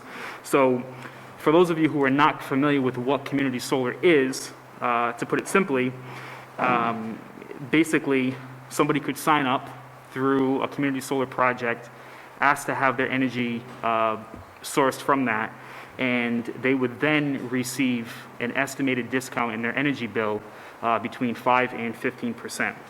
So The 2016 legislation allowed for a small 30 megawatt pilot program, and the legislation before us tonight would increase that from 30 to 90 megawatts so we can grow community solar at a measured pace. It also does three really important things that I want to highlight, and this came from a process of consulting with a number of stakeholders with an interest in different perspectives on this issue. So first, it mandates that 20% of the energy generated would be allocated to low and moderate income households. As we've seen with the rising cost of utilities, people who are hardest hit are often really struggling to make ends meet on the utility costs, and it's imperative that we prioritize them and make sure that they're able to benefit from this financially as well. Secondly, it takes two really important steps forward where it requires 1/3 of any of the new development to be done on previously disturbed land. And it ends a loophole that some developers have benefited by being able to buy multiple parcels of land adjacent to one another and basically hack the current limitation that we have. It's worth noting that this would be the first piece of law in Rhode Island related to how we're siting solar as well. And third, it makes a concession to National Grid, where the capacity rights would be retained by them, which would then go on to save ratepayers money. So the language here has been formally passed in the Senate, although it hasn't made its way through the House. So with that being said, I hope that this is the year that we act on it. It's all the more imperative that we act on climate and prioritize renewable energy, and this is one step. So with that, I'm happy to take any questions. Thank you. Are there any questions for the sponsor? Seeing none, thank you.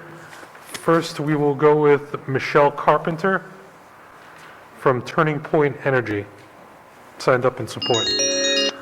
Michelle, you're before the House Committee on Corporations. You may proceed with your testimony. Thank you. Thank you, Chairman, members of the committee. My name is Michelle Carpenter. I'm the Managing Director of Development for Turning Point Energy, and I live in Charlestown. Turning Point Energy is a small development company focused on community solar. We've been active in Rhode Island since 2016 when the General Assembly first launched the community solar program. Under this program, we were able to develop two projects that created more than 150 jobs. We pride ourselves in responsible development and community engagements. One of our recent projects was located adjacent to a Superfund site in North Smithfield, and it was on a parcel that was contaminated with PFAS. Another project we're currently developing that we hope to put into a new community solar program is on a golf course in Warren. The community solar program that we've relied on to date to develop our projects is full. Turning Point today cannot invest any more in Rhode Island. We can't create any more jobs, and we can't extend power savings to residents. So that's why we're here today.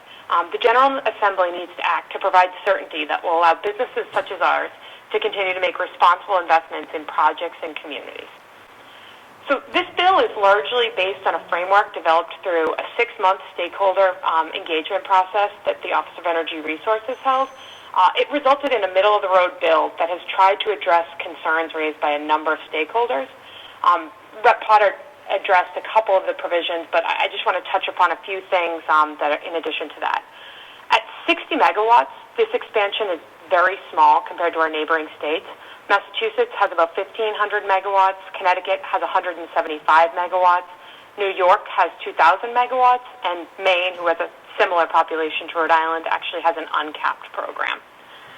I'm both an energy advocate and environmental advocate. I was personally involved in the 2-year stakeholder process led by OER and the Division of Statewide Planning to address solar land use issues, and I truly care deeply about these issues. So that's part of the reason we've included 2 significant concessions on the expansion of this community solar program to the environmental community. We're always willing to talk more if there are other concerns that can be addressed. Thank you. All right, are there any questions for the witness? Seeing none, thank you very much for your testimony. Next, we will go to Attorney Seth Handy.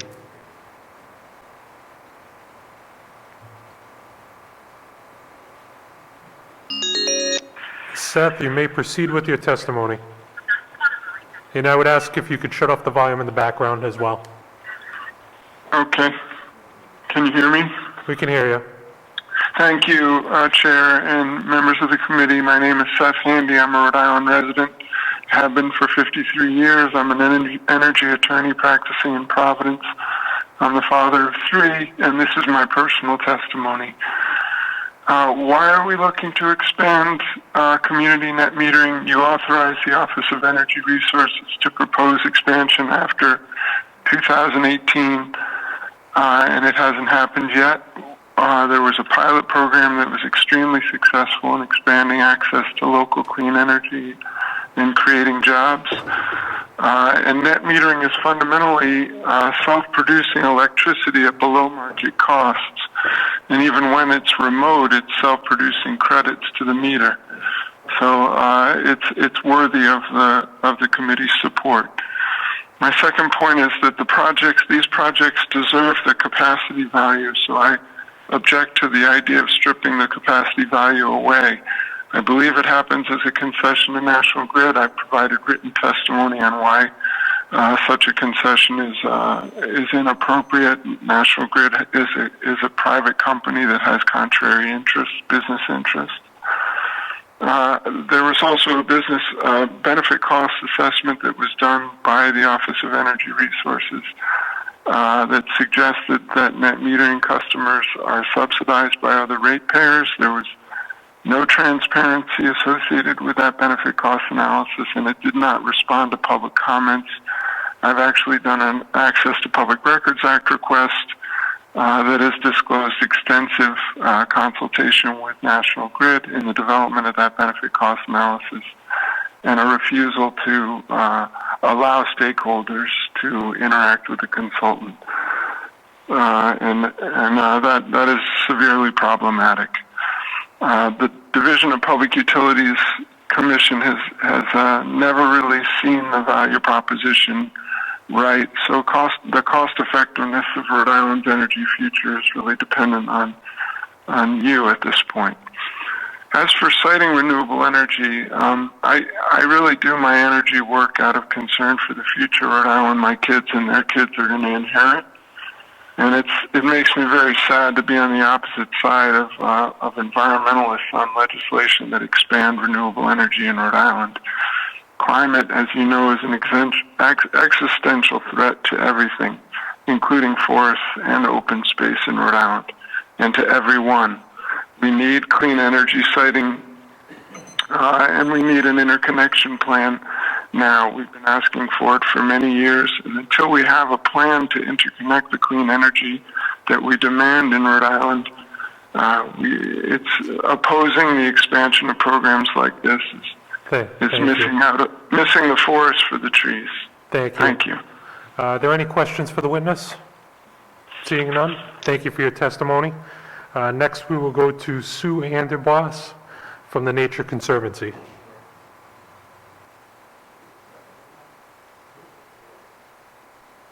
We'll go to Sean Burke from Northeast Clean Energy.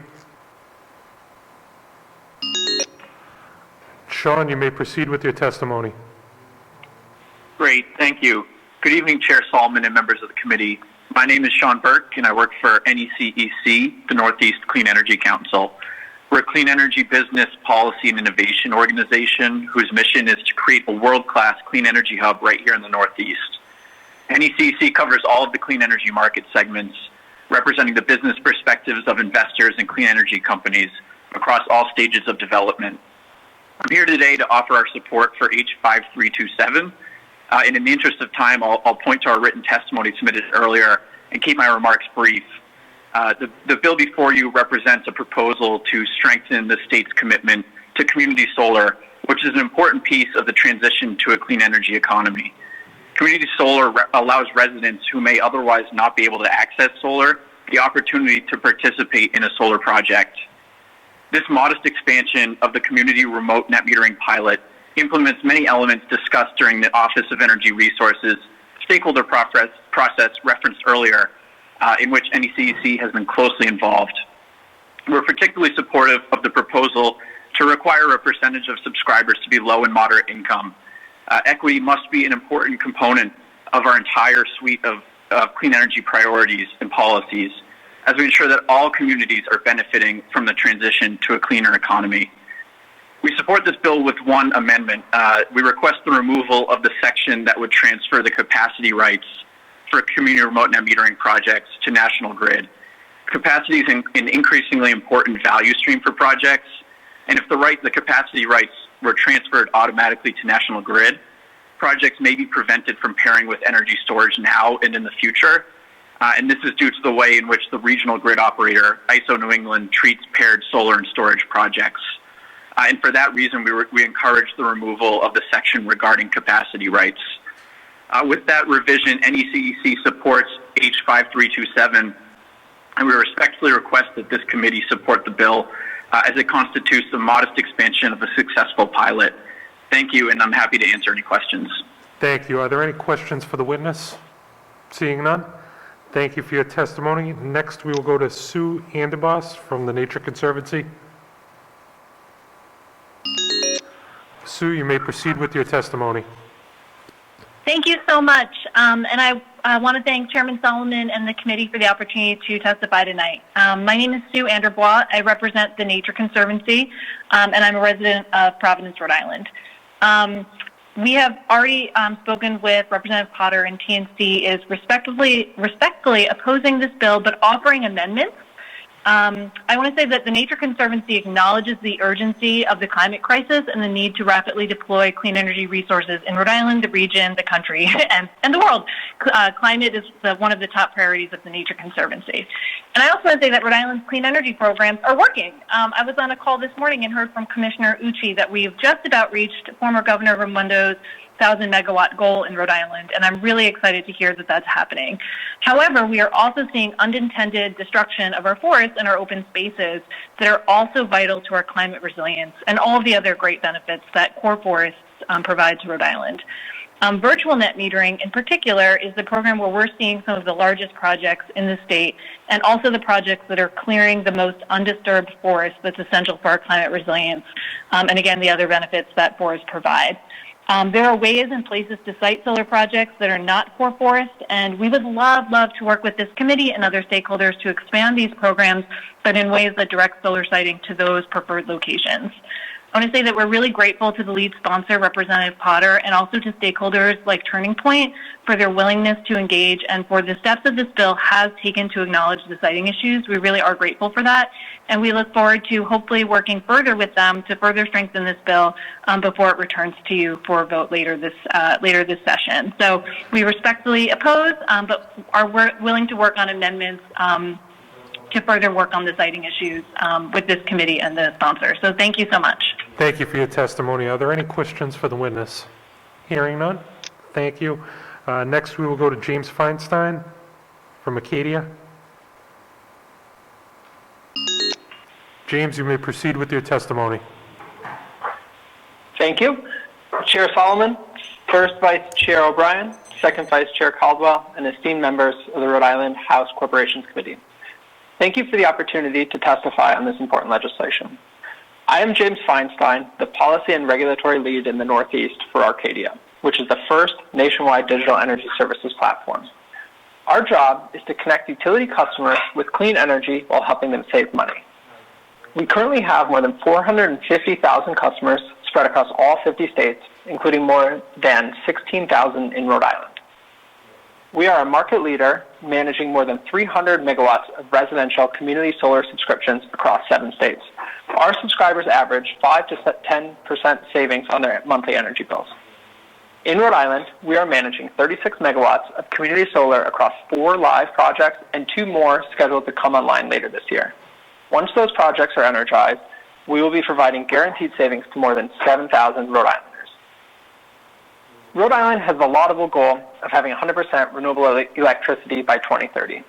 This is ambitious and achievable, and every Rhode Islander should be proud to be a part of this nation-leading effort. Such a necessary goal requires a thoughtful, multifaceted approach to renewable energy development. And simply put, we need to expand renewable energy programs rather than freeze or contract them if we want to attain those goals. As others testifying today have noted, community solar promises many benefits for Rhode Island, notably homegrown solar energy, job creation, and reduced strain on the grid. Another foundational component of community solar that is unique in the energy landscape is the emphasis on community. Unlike renewable energy standards or imported renewable energy certificates, community solar lets subscribers directly support a local energy source and allows them to see the direct benefits of that participation through monthly bill credits. In fact, the Rhode Islanders participating in community solar today are averaging savings of $8 per month or $96 annually. More Rhode Islanders should have access to the benefits of community solar and be able to enjoy those same guaranteed savings. The existing CRNM program is at capacity, and the only way to increase program access is through program expansion. House Bill 5327 includes a pragmatic expansion of 60 megawatts in additional capacity. Should those 60 megawatts of additional capacity be authorized and built, more than 21,000 Rhode Islanders could participate in community solar. In addition, this legislation includes a thoughtful 20% carve-out for low and moderate income households. Such a carve-out... Thank you very much for your testimony. Is there anything additional you'd like to add that we haven't heard on this bill already?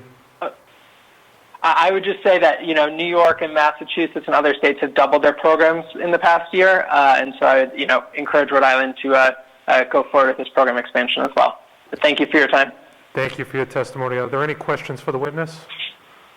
Thank you very much. Next, we will go to Meg Kerr from the Audubon Society of Rhode Island. Meg, you are on the line and may proceed with your testimony, and I would ask, we have received your written testimony. If there's anything additional you'd like to add. Thank you very much, Chair. My name is Meg Kerr, and I'm the Director of Policy at the Audubon Society of Rhode Island. And we respectfully oppose the bill as currently written and are available to work with the committee and the sponsor to make amendments to it. And I have 3 quick points that I wanted to make. I also have been involved with the stakeholder process, the solar siting stakeholder process. And if you think about where we are now as opposed to 3 years ago when that process started, we really we have not changed any of our state policies to direct solar to preferred locations. So we really haven't made any progress.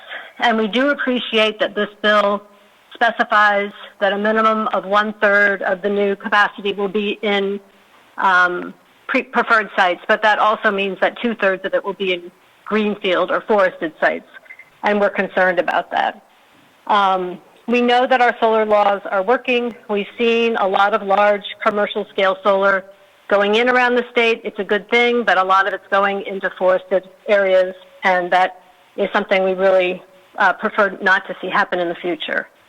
In August of last year, the Office of Energy Resources did a study looking at how much energy we could generate in preferred sites, disturbed sites like gravel pits and brownfields, and they found that we could generate 3,390 to 7,000 megawatts in those areas.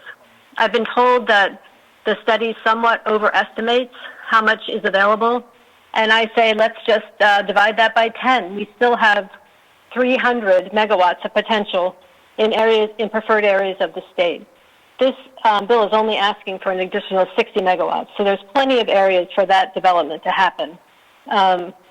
And we would be happy to work, as I said, with the sponsor and the committee to look at the capacity, the percentage in greenfields versus preferred sites.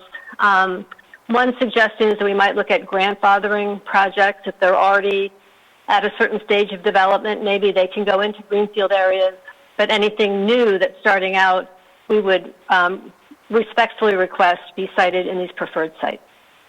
Thank you very much, and I'm happy to take any questions. Thank you for your testimony. Are there any questions for the witness? Hearing none. Thank you so much. Next, we have Nina Lobo from the Coalition for Community Support, I believe. All right, Nina, you may proceed with your testimony. And I would ask if you've submitted written testimony, the committee will take it into consideration if there's any additional that you'd like to add. Thank you, Chairman Solomon and members of the committee.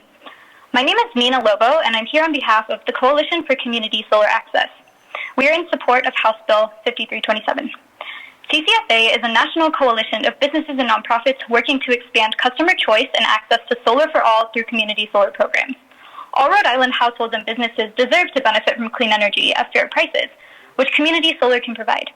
These projects are small, local solar facilities shared by multiple customers. Over 50% of Rhode Islanders don't have access to solar for a host of reasons. They don't own their homes, they live in multifamily complexes, have financial barriers, or otherwise can't put solar on their roofs. Through remote net metering, residents who subscribe to community solar projects receive credits on their electricity bills for the share of the power produced. This model changes the narrative, opening the door for everyone to participate in a clean energy economy. The bill intentionally creates room for low to moderate residents to access clean energy, requires holistic project maturity benchmarks to be met, and states that at least 1/3 of the expansion should be on previously disturbed land. It also provides critical economic investments at the state and local level through job creation, increased tax revenue, improved grid resilience, and critical cost savings to Rhode Island customers. This is revenue that can be used to fund local public services and infrastructure improvement projects. These provisions ensure that the bill balances the considerations of diverse stakeholder perspectives, as well as the need for community net metered projects to be financially viable so that they can deliver on these benefits. From CCFA's perspective, the bill will achieve this complex and critical balance. We call on you to vote yes, as its passage will accelerate Rhode Island's transition to a cleaner, more cost-effective, and equitable grid. Thank you so much for your time and consideration. Thank you for your testimony. Is there any questions for the witness? Hearing none. Thank you. Next, we will go to Fred Unger from the Heartwood Group, and I would ask the remainder of the witnesses to please summarize your testimony, because we've heard a lot of good testimony, and if there's anything additional you'd like to add. Thank you. You may proceed with your testimony, Fred. Hello. Yeah, you may proceed. Thank you.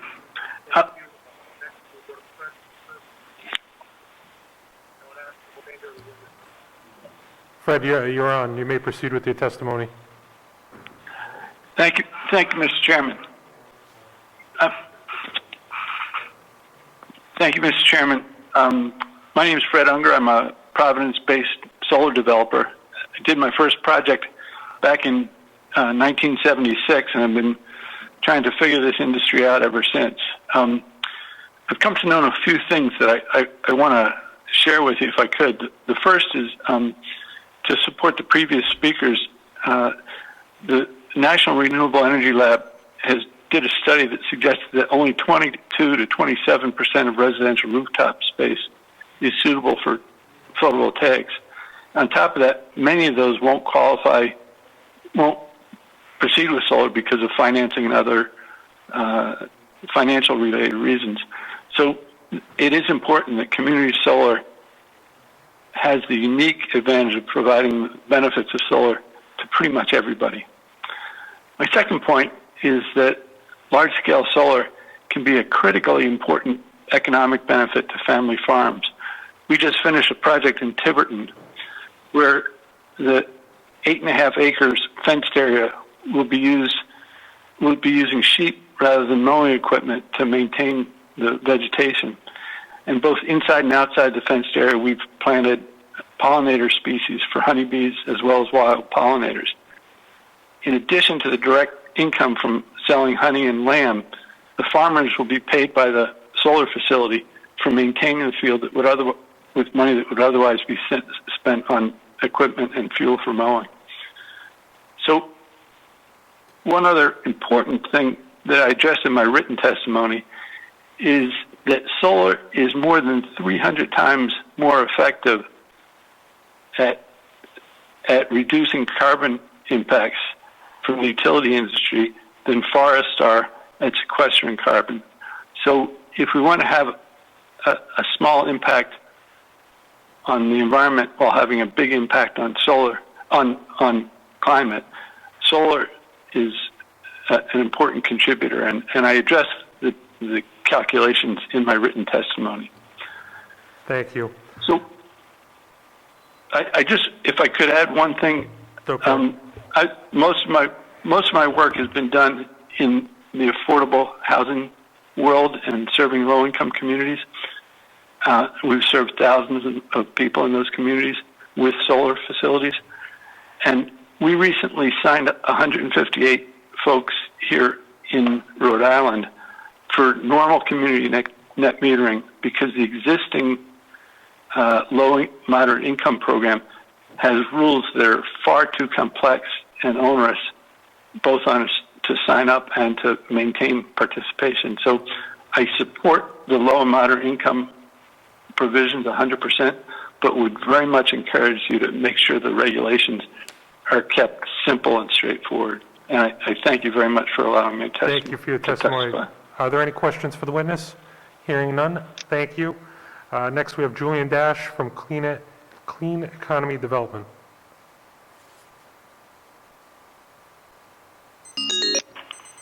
Julian, you may proceed.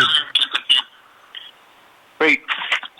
Thank you. And thank you, everyone, for your time and allowing me to give brief testimony on House Bill 5327 regarding community solar legislation. My name is Julian Dash.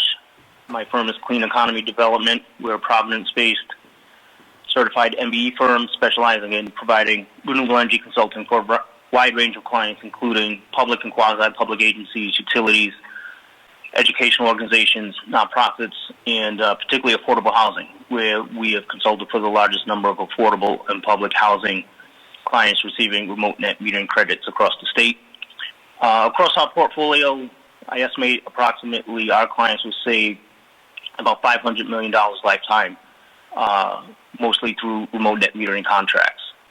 I support this bill with amendments because I think it's been demonstrated across the state that remote net metering works. And this bill simply provides more Rhode Islanders with the access to lower their utility bills through clean energy.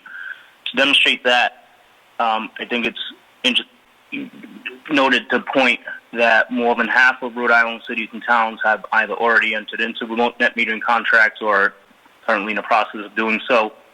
Many of the state's quasi-public agencies have done so, such as the Airport Corporation, Narragansett Bay, and others. State's leading academic institutions, including URI, Brown, Johnson Wales, PC, have all entered into remote net metering contracts. Most of the state's public housing authorities, and just yesterday, the state of Rhode Island itself issued a remote net metering RFP, the largest that the market has seen, for upwards of close to 100 megawatts of remote net metering. I think all this demonstrates that remote net metering works because it saves the client money on their utility bills. It provides long-term savings to the ratepayers, it creates local jobs, and has a significant impact to the local economy, and improves the state's overall environment and air quality. This bill simply allows for an expansion of a pilot program, a program that's demonstrated great success, so that more everyday Rhode Islanders can access remote net metering and lower their utility bills. It helps those who otherwise can't simply put solar on their homes for a variety of reasons. Perhaps it has an obstruction, it's in a historic district, or maybe the person just lives in a building that can't otherwise accommodate their own renewable energy system. It's a way just to let everyday Rhode Islanders participate in what's been clearly a very successful program, not just from enrollment, but for the energy and economic development benefits. Further, this bill would really provide low-income residents with much greater access to renewable energy benefits. It's been clear. Julian, thank you. Is there anything additional that you need to add to the bill? Because I would like to remove Section D that provides National Grid the wholesale market capacity. That value should stay with the project and the developer because, A, there's no reason to provide it to National Grid economically that we've seen. It reduces the value proposition to the client, and it does not allow the developers to monetize that or take advantage of future energy storage opportunity for customers across the state. So please remove Section D that's been added. Okay, thank you. Are there any questions for the witness? Hearing none, thank you. Last witness is Michael Lucini from ISM Solar Development. And then we also have two more bills that we need to go through. Michael, you may proceed with your testimony. Thank you, members of the committee, for the opportunity to testify tonight. My name is Michael Lucini. I am the Vice President of ISM Solar Development, LLC, based in East Providence since 2014. We have 6 full-time staff and work with many local consultants. Our company developed the first community net metering facility to achieve operation in Rhode Island in August 2019, a 2.5 megawatt solar facility in Burrowville. We also recently completed another 2.5 megawatt solar facility atop the closed Cranston Sanitary landfill. Community net metering is critical to our success and future business in Rhode Island. It enables us to remain competitive against developers who have bigger balance sheets, staffing, and project pipelines. It allows us to focus on what we do best, which is local development. We are frankly better at building relationships with landowners, thoughtfully siting projects less than 10 megawatts, and performing our technical due diligence and project execution than we are at chasing RFPs, often won by early stage and bottom barrel mega projects. Community net metering alleviates that pressure since capacity is awarded to mature developments on a first-come, first-served basis. We can then partner with established service providers who subscribe residential customers to our projects. It is simply a more efficient and accessible technology-enabled business model. Since Maine passed its community solar bill in 2019, ISM Solar has invested several $1 million in early-stage development of projects in that state, which will be constructed this year and next. That project pipeline from our company alone will match the entire capacity of Rhode Island's existing community net metering pilot. We have been long awaiting for the expansion of Rhode Island's small pilot program so that we can again make the same investments in our home state. In conclusion, I strongly urge you to pass this bill in support of small, agile, local solar energy developers such as ISM Solar who want to continue to grow Rhode Island's clean energy economy. Thank you for your consideration. Thank you for your testimony, Mike. Are there any questions for the witness? Hearing none. Thank you. We have received a bunch of written testimony on this bill as well, which will be added to the file and for the committee members. So that concludes the testimony on House Bill 5327. Next up, we have House Bill 5504 by Representative O'Brien, which would allow the sale of alcoholic beverages on New Year's Day by retail Class A licensees. There is no testimony on this bill, and that concludes the testimony on House Bill 5504. Last up, we have Senate Bill 0148 by Senator Miller. This would vacate the forfeiture or revocation of the charter of Providence Riverboat Company. There is no testimony on this bill, and that concludes the testimony on Senate Bill 148. Is there a motion to adjourn? So moved, seconded. We are adjourned. Thank you.